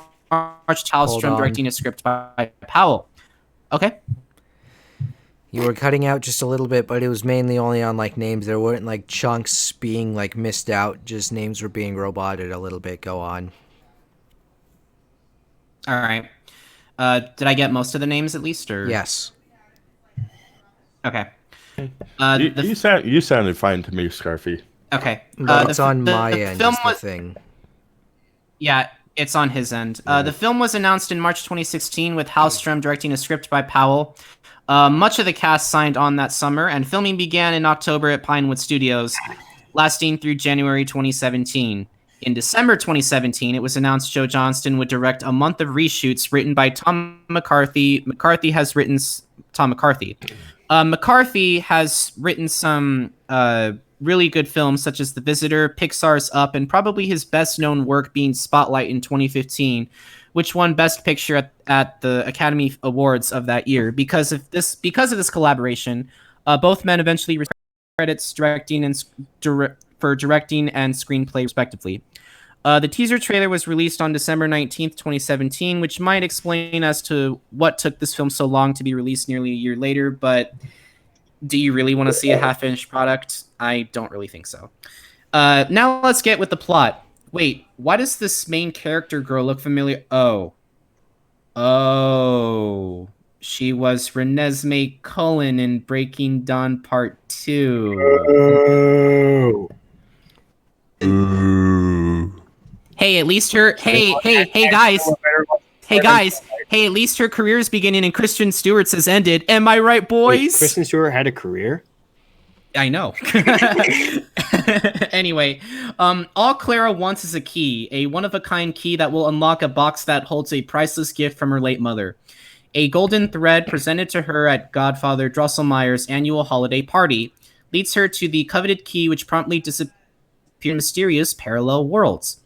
It's there that Clara encounters a soldier named Philip, a gang of mice, and the regents who preside over the three realms: the land of snowflakes, the land of flowers, and Clara and Philip must brave the ominous fourth realm, home to the tyrant of Mother Ginger, and hopefully return harmony to the unstable world. So there's a lot to talk about this film. First, the director's Lasse Hallström has not only directed a ton of music videos by ABBA, but has also directed films such as My Life as a Dog, which is, I believe, a German film. I'm not too sure. The Cider House Rules, as well as What's Eating Gilbert Grape and Chocolat. Then we have Joe Johnston, who's directed films such as Honey, I Shrunk the Kids, The Rocketeer, Jumanji, that is the 1995 version, not the Welcome to the Jungle version with The Rock and Jack Black, but hey. October Sky and Captain America, The First Avenger. He also directed The Pagemaster, Jurassic Park 3, and The Wolfman 2010. A lot of people, I think that movie got an Academy Award for Best Makeup. But I wanted to give him. It did. Yeah, I thought so. But I wanted to give him his awesome work where it was due. It's kind of funny. One of them is a lot more artistic, and the other is a lot more entertainment based. But hey, combine them together, and they're bound to work off well, right? Well, we'll have to wait and see about that. Of course, the CG special effects are there, but I do like some of the design work on some of the set designs. The cinematography is also wonderful as well when it looks like winter. You feel like you can be in winter, but when it feels like your house, it has a dreary tone, but it gives you this warm feeling too. I don't have much to say regarding the plot, as I don't really know the story of the Nutcracker all that well, but at the same time, I kind of want to see it at least for its mise-en-scène, that is basically everything that is not part of the actor that is shot in the film, which is like the interior design, cinematography, lighting, all that good stuff. costume design, and its music, which brings me to my next topic. Naka, would you please go on to the next slide? The next slide Um, for Fantasia. Fan- I mean, Oh. for the Oh, Nutcracker. yeah, no, I got it. I got it. Yeah. You were pretty clear. You So, were clear through there. Like just a little hiccup here Yeah. every now and then, but you were good. Go on. All right. The picture that you see in the video, that's no ordinary picture. That picture that you see is literally paying homage to the 1940 Disney film Fantasia, where Leopold Stokowski, the composer of the 1940 film, composed the music for Tchaikovsky's ballet The Nutcracker, which is probably the most popular theme Tchaikovsky ever wrote during the Romantic period of classical music from the years of 1780 to 1910. Despite him really detesting what he wrote after it was finished. Hey, some music artists don't like what they make. It's understandable, I guess. The film is a little too difficult for me to judge based solely on its trailer because it does look very nice. It looks very artistic for a Disney film. I can understand people getting angry and saying that this is Alice in Wonderland by Tim Burton meets Narnia, but I don't know. It looks pretty cool to me, so I might actually be a film I want to go see. And I said that. Wait, what was that? You're just saying that because I said that. Saying what? Because I'm. Action film. Whatever. Wait, what? I just said it was. Seems just like a mashup of Narnia and Alice. No, not really. I just looked on a comment. I just looked in the comment section and I just kind of like nodded it, but it wasn't your comment. It might actually be a film I might to go see, and if you're interested, the film also releases on November 2nd as well. So, Naka, what is your opinion on this movie? Because I personally really want to go see it. I kind of got it out of the way already. I'm What just was gonna. that? I got it out of the way before we started diving into it. It was just like, it's a movie that's trying to add lore into the story that was originally like a stage play and like a book that is something that I don't really care about. But they're adding like more Right. lore to this. But it Like, has- they're trying to make it something super uber fancy and everything. I'll give credit for the directing and the art style, but the story is just like why I don't give a fuck. Hey, what about the music though? The music, though, again, not my cup of tea, but I have mad respect for the composition and everything like that because as somebody who used to play music in like a band, not like a Okay. garage band or anything like that, a school band, it takes a lot of time and effort, and I can respect the Yeah. time and effort that goes into it. So, what do you have to say regarding this movie? Movie trailer, rather, Shutter? Because I personally really like its artistic value. Yeah, I appreciate it as well. It was the artistic value was pretty good. The music and the score. It's I thought it was I might give this one a watch. Mm-hmm. So And as for you, Krüz, go ahead, Shutter. So yeah, this one I would give it a watch, just see how it turns out. I think it would be worth it just based on just the story or the story, the character, the costume, and the music. Yeah. So And what's your opinion on this movie, Krüz? Because you like music, you're a music guy. What's your opinion on compositions when it comes to classical compositions? I mean, I'm not really sure. I mean, because it's such a matchup looking film that I don't really know how much it's going to be reflective of, like, say, the Nutcracker, like the original, originally conceived like production of Right. how that music went along with the show. So I don't know. There's a potential of that little extra lore kind of being forced, but I don't think that's likely. So I don't know. I think there's not a lot that you can do wrong with this. I think that it's detached enough from the original Nutcracker that you can be aware that this is a take on Yeah. it. This isn't part of like an original series, but I don't know, you got a good lineup going for them, so I hope that it's able to at least be something. I guess you could technically call this also like not a holiday movie, but like the It Nutcracker. technically is because of the Nutcracker. story. Yeah, the Nutcracker is usually a holiday story, so but I feel like it has that protection, if nothing else. There you go. Yeah. But anyway, I'm going to move on to our next trailer that is probably the biggest out of all of them that I do have to say. And I actually had a bit of a discussion with a few people about this yesterday, and it's about, well, you bring it up about I'm going to spoil it for you. It's Bohemian Rhapsody, and it's basically, the Queen and Freddie Mercury kind of. I'm not sure what the actual film term would be for the style of film. Biographical film. There it is. Yeah, it's in the agenda. Right. And I'm going to spoil this as part of your spiel, but you know how they don't talk about the AIDS thing and, his battle with it? Well, the people that I talked with yesterday, we all thought, it's like, we all said that, it should be talked about and it should be, part of it, but we also said it shouldn't be because, also the main decision for it wouldn't really be controlled by the producers. It could also be, affected by Freddie Mercury's family and widow. Mm-hmm. So if you want to think about it that way, maybe they didn't want to reveal that story because of how rough it was, and Maybe just have it think be about about the music instead. But you're going to let me talk about this. Yeah, Maybe think no, this is I'll let you talk Right. about that, but this is just kind of the discussions that I had yesterday. Okay. About it. So that's my point that I want to bring up. It does kind of suck that it's not in there, but I can sort of see the decision why it wouldn't be talked about in the movie. But Okay. Go ahead. All right. Thunderbolt and lightning, very, very frightening me. Galileo.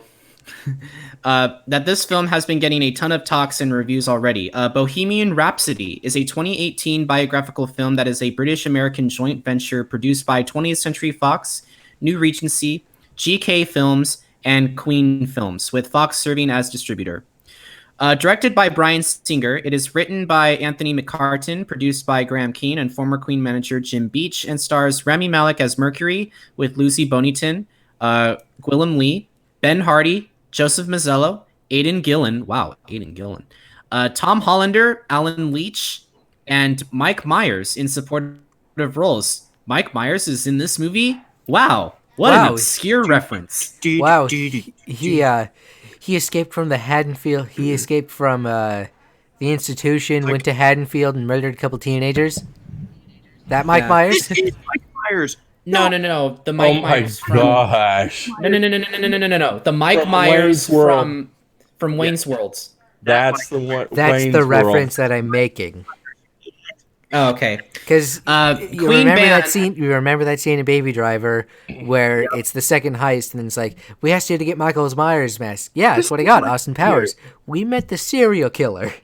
Yeah. Oh, that Mike Myers. They just got the regular Mike There's Myers. that movie too. That was a really good movie. Queen band members Brian May and Roger Taylor served as creative consultants on the film.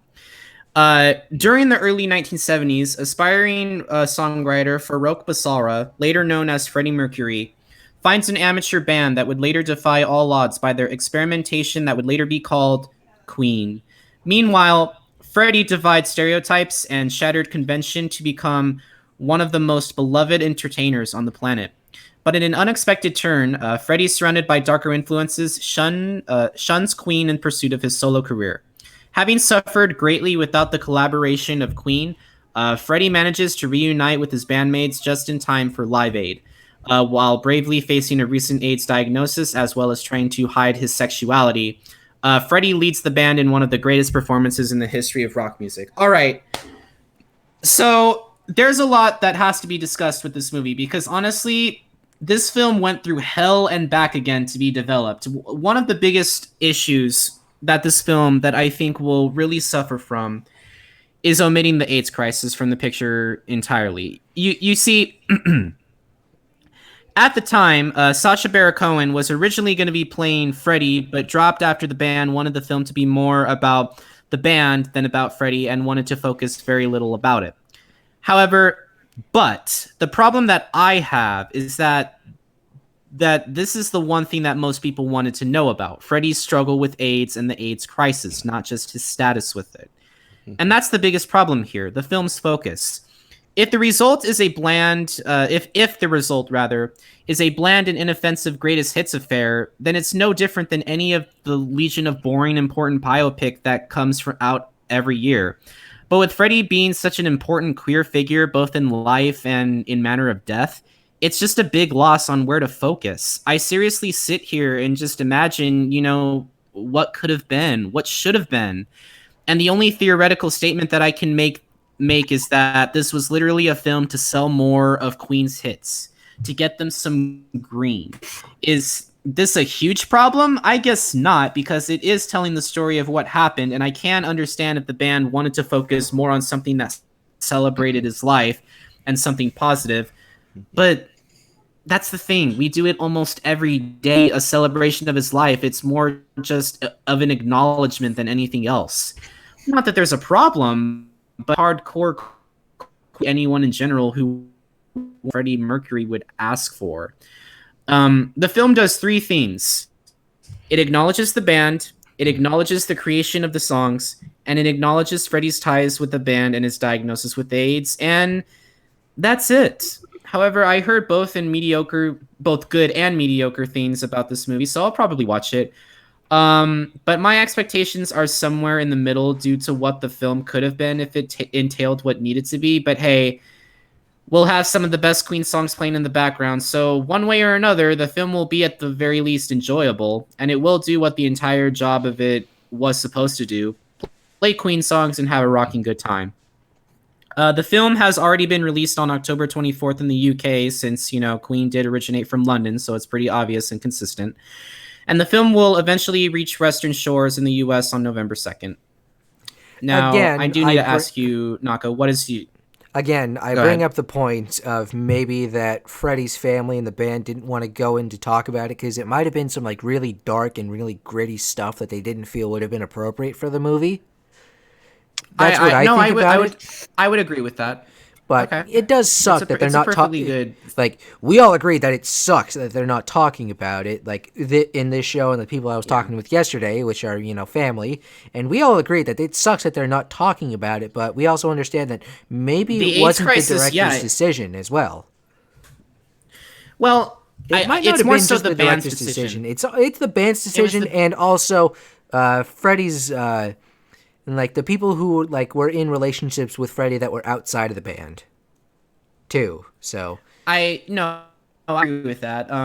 I think the one thing that ticks me off is that the AIDS crisis does not get talked about that often. It really does not. You really have to research this stuff to have a formal fixation on it. You know what I mean? Mm-hmm.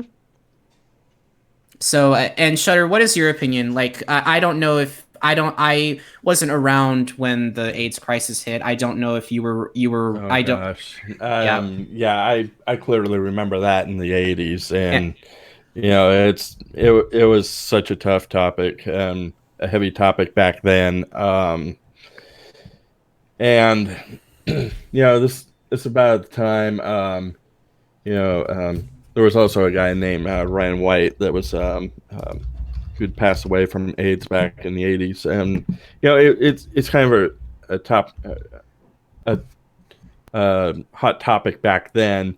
But in the sake of this movie, though, I would definitely be interested in seeing what Bohemian Rhapsody and about Queen, and I think this is more about the band and then Freddie Mercury himself.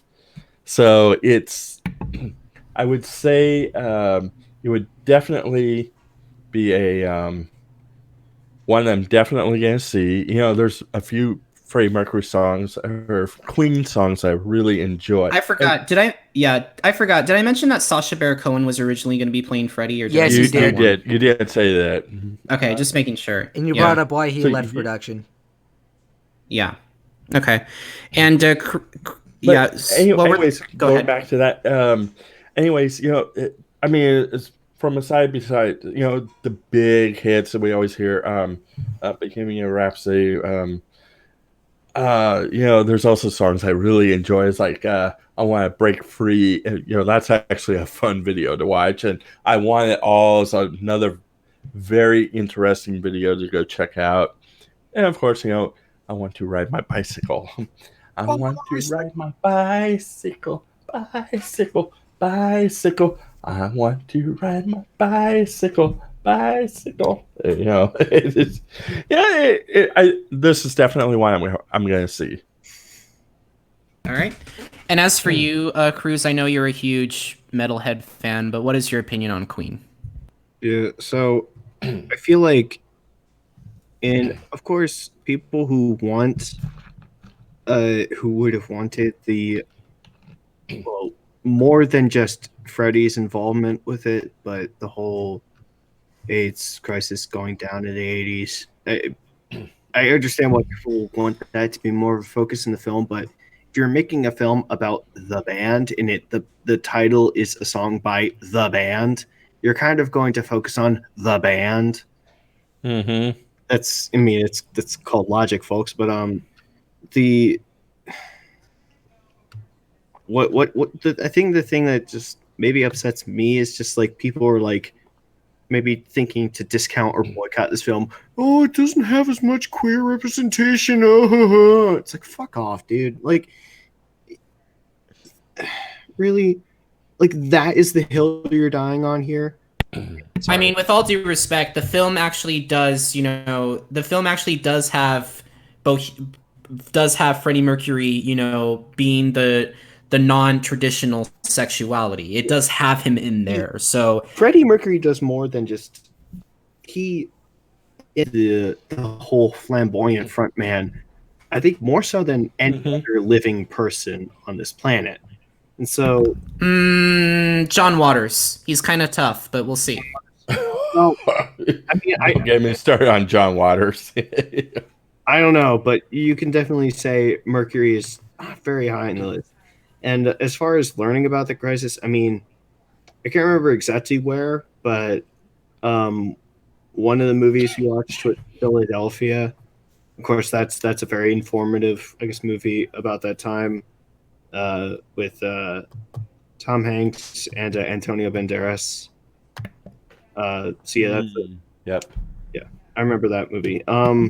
Wait, Philadelphia? Yeah, I saw that one. Yeah.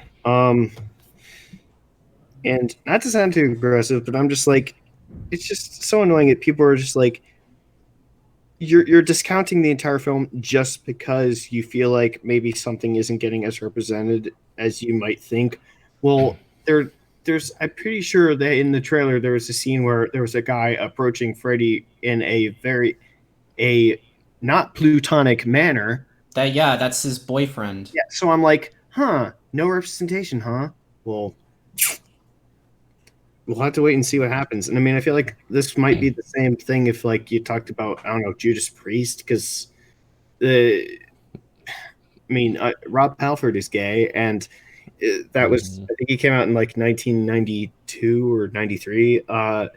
So breaking the law. Yeah, yes. You're kind of like, I mean, really, it's like I think people's expectations are more like, but you're making a movie about Queen and Freddie Mercury that you're expecting them to do this certain thing about the movie.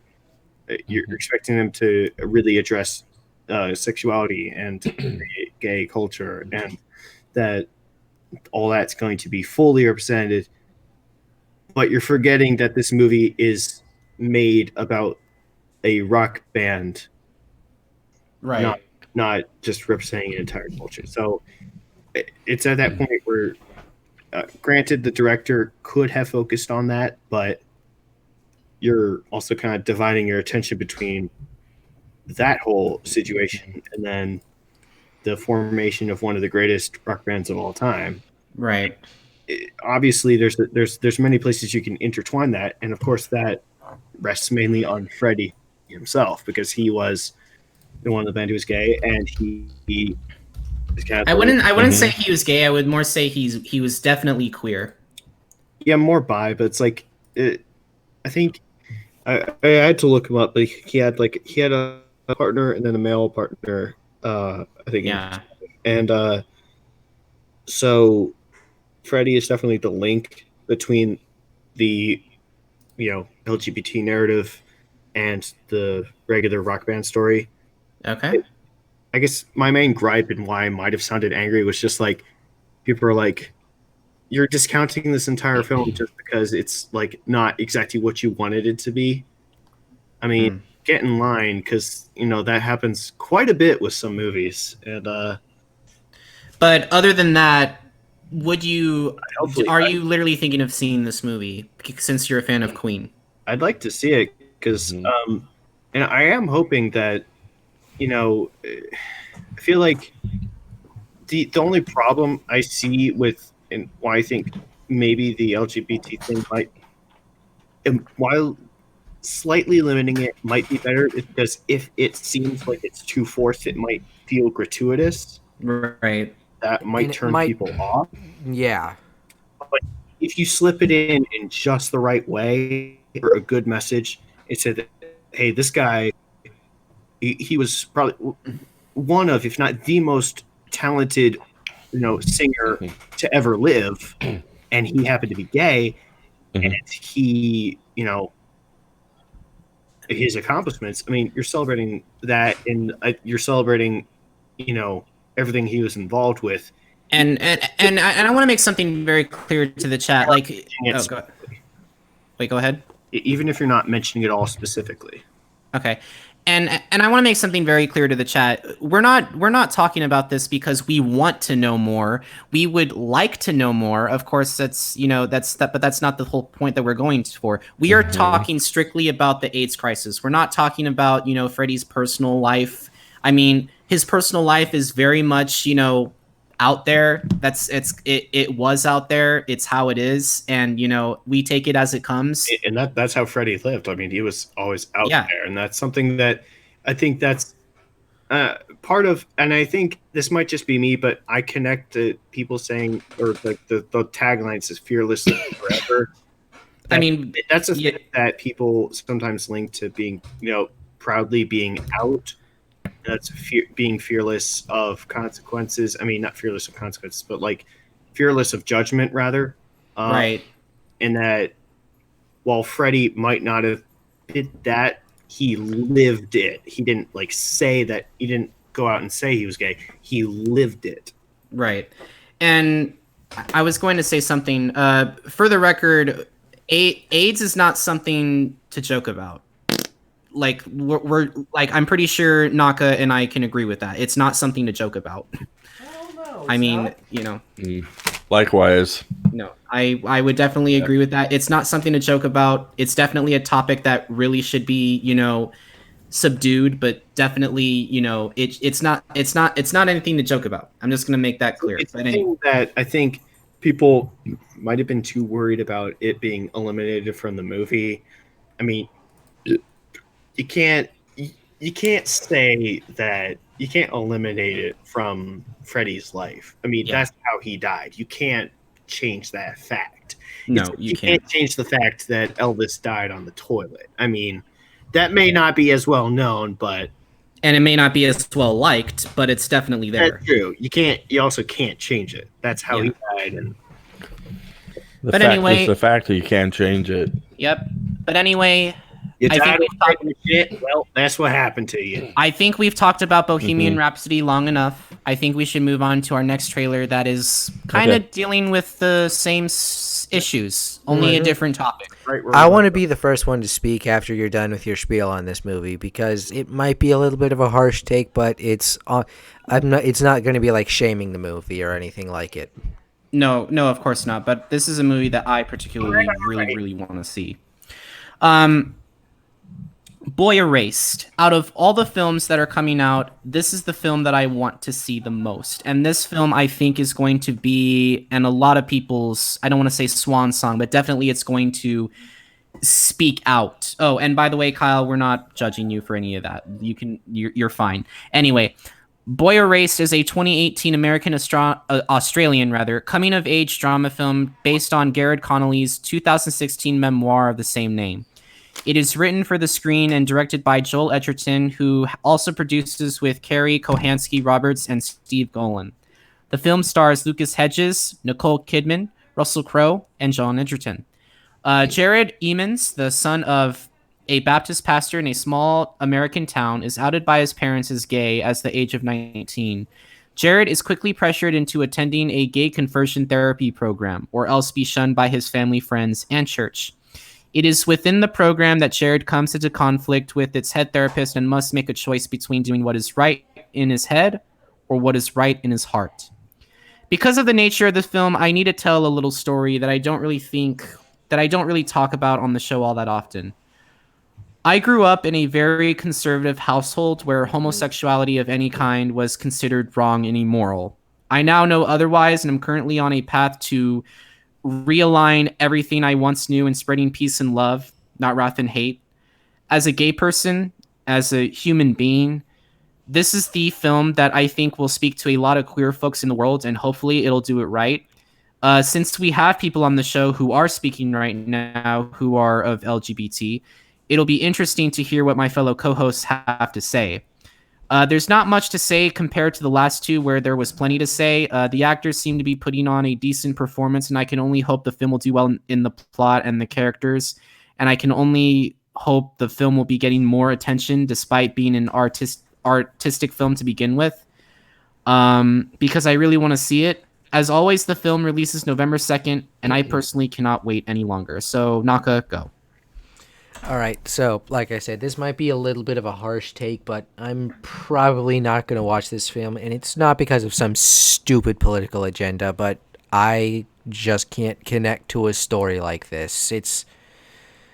Well, I came out to my parents as bisexual. It was during a little bit of a heated discussion. It was mainly when I was an emotional 14-year-old who was worrying about school and all that kind of crap, and well, I did fear that they didn't like me being bisexual, but they just basically said, you know what, whatever, we don't really care. As long as it's consensual and as long as you're safe, we love you no matter what. And I was not shunned for it, but albeit at first I was, scared to come out. But, I learned to accept myself, and it was a huge weight off my shoulders. And however, that's only my story, but that's what I stick to. And I know people both, like, Scarfy's story, and then people in real life that have had families who do not support them for being gay or transgender or so on and so forth. And it's disgusting that people treat their own children that way. I cannot control other people, Yes. only myself. But, for those who actually can connect to a story like this, it's going to be a lot more meaningful and impactful. But for me, it just doesn't impact that way. And I'm not knocking the movie for, not wanting to try something, for not wanting to tell this story, because I think it's, a great story to tell and everything like that. But it's just, I just can't connect to it. And that's really my thing. And, right. And is there anything that you want to add to this, Shutter? Because I personally want to see it, but I wanted to know what your take on it was. Yeah, this is one of those movies. I saw the trailer to this, and it actually kind of broke me apart when I watched it, because there are people who are actually having to deal with this, especially seeing the part about the son of a Baptist pastor. Especially the fact when I was in the Army, I was in Georgia, and I did attend a Southern Baptist church in one of the towns down there, and I gotta tell you, they just had wrath of hate for homosexuals. And I remember when Ellen DeGeneres came out back in that time, and they just totally condemned her and told them to boycott ABC and all that stuff. And Wow. When that happened, I walked the fuck out of that church. I was like, I'm done. I would like to think that you did it quite like Colin Firth did, but who knows? Oh, from a Kingsman. Yeah. I would like to think that, but I don't believe that that might have gone down at that time. No, it probably wouldn't. And but also at the time too. But the thing is, I was serving in the military back then, and also being a gay person, I actually had to keep that quiet because I was under the time of don't ask, don't tell. In fact, I still have the form where I signed. It says if you even hint of anything of homosexuality or being a homosexual, you can get kicked out of the army. I was very shocked you were able to keep it in. I was. Is it? And just don't. Are they literally referring to speech, like saying it, or like not? It doesn't matter. Any reference to it. I mean, Any reference, any of you being a homosexual, whether you even dress like it. The one thing they might forgive you, and maybe not authority, but the thing that might forgive you for is joking. I mean, because people make jokes about that shit all the time. But granted, I don't know particularly how it would have gone in a military barracks or what have you. Yeah. No, but, back when I served, this was before President Obama just totally lifted the whole thing. It doesn't matter what. He totally lifted the ban on that. Yeah. Which made it a lot easier for service members. But anyways, going back to the movie though, right? It is a very difficult subject. I really do want to see this in the theater, but I don't know how I'm going to hold up to it. So I don't know if I might see it in the theater or just watch it in private at home because, I mean, just from the trailer, it was just difficult watching it. Okay, so right at the right time. Yeah. So I want to address something to Naka and Shutter. I know this is a difficult subject for you, but I do need to tell you something. Okay. I am going to challenge both of you to go see this movie, despite its nature, despite it being a nature and a place that you totally want to disappear from, because this is based off a true story. You do not have to go to the movie if you do not feel comfortable doing it, but at the same time, I do think that this is a movie that needs to be seen by other queer people. I do think that this movie is a really good representation of, what it's like people to actually go through. Yes. I would. Yes. Especially since it's like a movie that is based off a true story.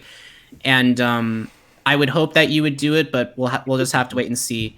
And when did you mention when this movie was set, or like is this set supposedly modern day? Or I want to say it's modern day, but let me look it up. Hold on. Because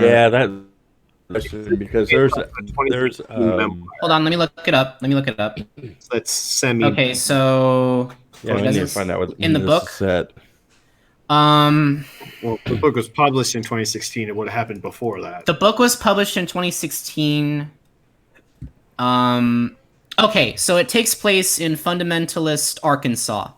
As for the year, I do not know. Yeah, as for the year, I'm not too sure. It doesn't say. Arkansas. Oh, gross. Yeah. So I don't know if they changed this for the movie. They have a tendency to do either a close, a loose, or a different adaptation altogether. Mm-hmm. But yeah, honestly, I don't like watching movies where somebody's being shitty to another person just because they're different. Of course, but I do hope. But again, I do hope that you give this movie a try, and that you can relate to it the best you can, and come out better, a stronger person. No pun intended. Yeah, I'm not gonna go out and take my snowplow and try and kill people that killed my son. Yeah, but snowplow, Cold Pursuit. Oh gosh. Mason. No, you know what? Wait! I didn't even talk about Krüz yet. Krüz didn't even talk about that yet. Granted, I just had to say this thing before I forget that someone I mentioned on a video of highlights where the Montreal Canadiens beat the Boston Bruins because fuck Boston, go Habs, go. It's like I look the Bruins were not going off. There's an avalanche coming your way. It's like not, and I said not for countsies. Because it was a 3-0 game, because fuck Boston again. But the commenter's name was Liam Neeson. And I was just like, okay. But yeah, what is your got burned. before I get to the next teaser trailer, because unfortunately I forgot to ask Krüz about it. Yeah, what is your opinion on Boy Erased? You know, since you actually grew up Catholic and you know you do have gay friends, I do want to know what your opinion on is, considering that you're straight. So Family members as well. My sister originally my sister says she's pansexual, but I think she's more the lay person might call it bisexual, I guess. But like she said pansexual, but that's the thing. I really don't care as long as I do support her as a person, like whatever she wants to do in her life. But I mean, I don't think really growing up Catholic, I think my parents have really been as moderate as you can be in that regard, because like one of my dad's things is he said that yes, being gay is a sin, but that's no different from any other sin, and that because everyone else holds that same sin, that it really, at the end of the day, it really doesn't matter. But I think, and then that again, that's Catholic, and this is the more Baptist, which is a little more radical. I think Yep. the struggle that this kid is going through is something that, you know, I can't speak to it as in terms of experience, but I don't think that it's something that many people would have liked to go through by themselves. And it something like that, and especially being put in conversion, probably makes it a lot harder to find someone who is going through the same struggle as you, because while maybe the other people are going through it, there are other people in the group, which looks like an AA meeting, but it's like, you know, you're kind of all kind of under the same direction. It's not like you're finding someone outside of that setting, but yeah, I don't advocate any real kind of discrimination or any kind of the bullshit like that. I mean, people know, I think at this point, conversion therapy doesn't really work. I mean, even if it really doesn't. Even if it ever did, it was just it never have. It was just because, well, technically it wouldn't have worked, but it was more under the concept of, you know, interrogating someone who didn't know an answer to something, and they just gave you an answer just to stop the torture. I mean, it's that same concept. I mean, they would just say they're straight just to, you know, be done with it. But it's maybe this movie doesn't really get into the nitty gritty of that in that aspect, but I do think that there's a lot of people who are going to be able to relate to this film, and I think it, even if they might not like it, I think that it's something that kind of like a hard truth kind of thing, in that, you know, it's kind of like, I guess watching Boyhood, it's kind of like there's a little bit there for everyone, and like that you grew up with, and like the struggles you went through, and this is a little bit more focused version of that, I think. I would definitely agree with that, and I would hope that. I do hope that you two see the movie, but as always, you are. If you do not feel comfortable seeing it, I'm not going to press the issue.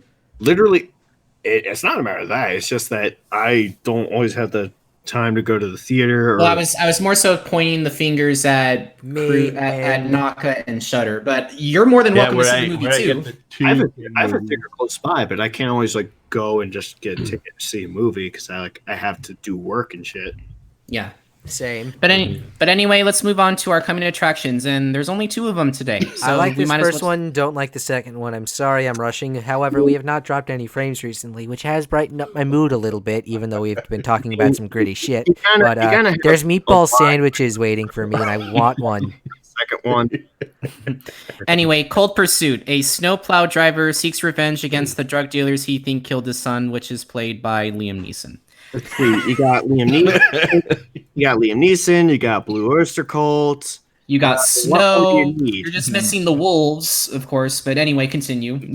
What more do you need? It's interesting. Oh, right. Cowbell. A snowplow. It's Mr. Plow. The return of Mr. Plow. Anyway. Oh my gosh, it makes me think of that one Mythbuster episode when they brought back a snowplow to life. An old one. So like funny. this haunted thing. It's just like, was it destroyed or what? oh gosh, they try to use it in some myth, and this thing was like the most cursed machine. It was like some 1950s snowplow. Okay, but is there anything that you want to say regarding this movie? But yeah, It's more interesting than Fox Lux. Wait, what? Oh. It's a lot more interesting than the second one. Oh yeah, the movie does look interesting, but yeah, for me, I think Cold Pursuit is definitely one I definitely want to see. It looks very interesting. It looks very action packed. It looks quite thrilling. Mm-hmm. Definitely maybe an unintentional flip reference of Need for Speed Hot Pursuit, but it makes sense because it's in the snow. Yeah. Cold Pursuit. I think that Hot Pursuit, Cold Pursuit, Gone in 60 minutes. Lukewarm Pursuit, Toasty Pursuit, Toasty. But anyway, Hot Pursuit. What is it? Fox Lux. Yes, we're going to move on to our next coming attraction, which is our last coming attraction. Vox Lux, an unusual set of circumstances, brings unexpected success to a pop star. This pop star is secretly... And I can already... Wait, go. What are you saying, Naka? This pop star is a goat-turned-human who is famous for, as a goat, snorting cocaine off a baby's penis that was on fire. And that's how they became a popular pop star. What the fuck? I'm kind of confused as to what you're saying. It's a reference to an AVGN episode where it's like, I'd rather get a tattoo on my face. Wait. Sorry. You gotta Naka, back up a few steps, Naka. Yeah, you sound a little. You're coming in, but you sound a little muffly too. No. But you're not cutting out at all. Just talk. Well, it's a reference to the Angry Video Game Nerd episode where he says, it's like, you know what I'd rather do than play this game? I'd rather get a tattoo of on my face of a goat snorting cocaine off a baby's penis. No, wow. I feel like that's the sentiment Zach has when his troop, and God bless them for continuing for going through major minor. There's a whole lot of shit that they've gone through and like just talking shit about that game, but come on, keep going. You guys are doing great. But it's a movie about a pop star getting popular. I don't give a fuck. I'm done. But I'm a little confused as to the prevalence of SWAT teams like invading a house, and like, is it? I don't know, and maybe I might have just caught this off a thing, but is she lesbian? I want to say yes, but I'm not too sure. See, I think that I can kind of understand, like that when she says I do things in an unconventional way that people might not like. Yeah. But then you cut to a SWAT team, breaking into someone's house. It's kind of like, do they really not like you that much? Right. I mean, I would think that there might be something more involved there, but I don't really know. I'm just a little confused with that. But anyway, that's it. Mm-hmm. That's our show for tonight, ladies and gentlemen. Again, apologies for the internet fuck up. I don't know why. I will investigate that later. And again, sorry in advance for kind of my mood swings. And sorry for wanting to rush a little bit at the end. But there are meatball sandwiches waiting, and I love me a meatball sandwich. All right, guys. So I just want to point out, if you are interested in donating to our streams, it is very greatly appreciated. However, you do not need to feel obligated at all.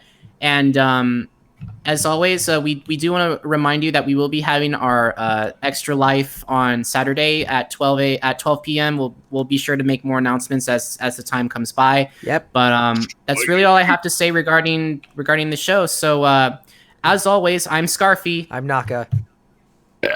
Krüz. I'm Shutterwolf, and thank you for having me on. And all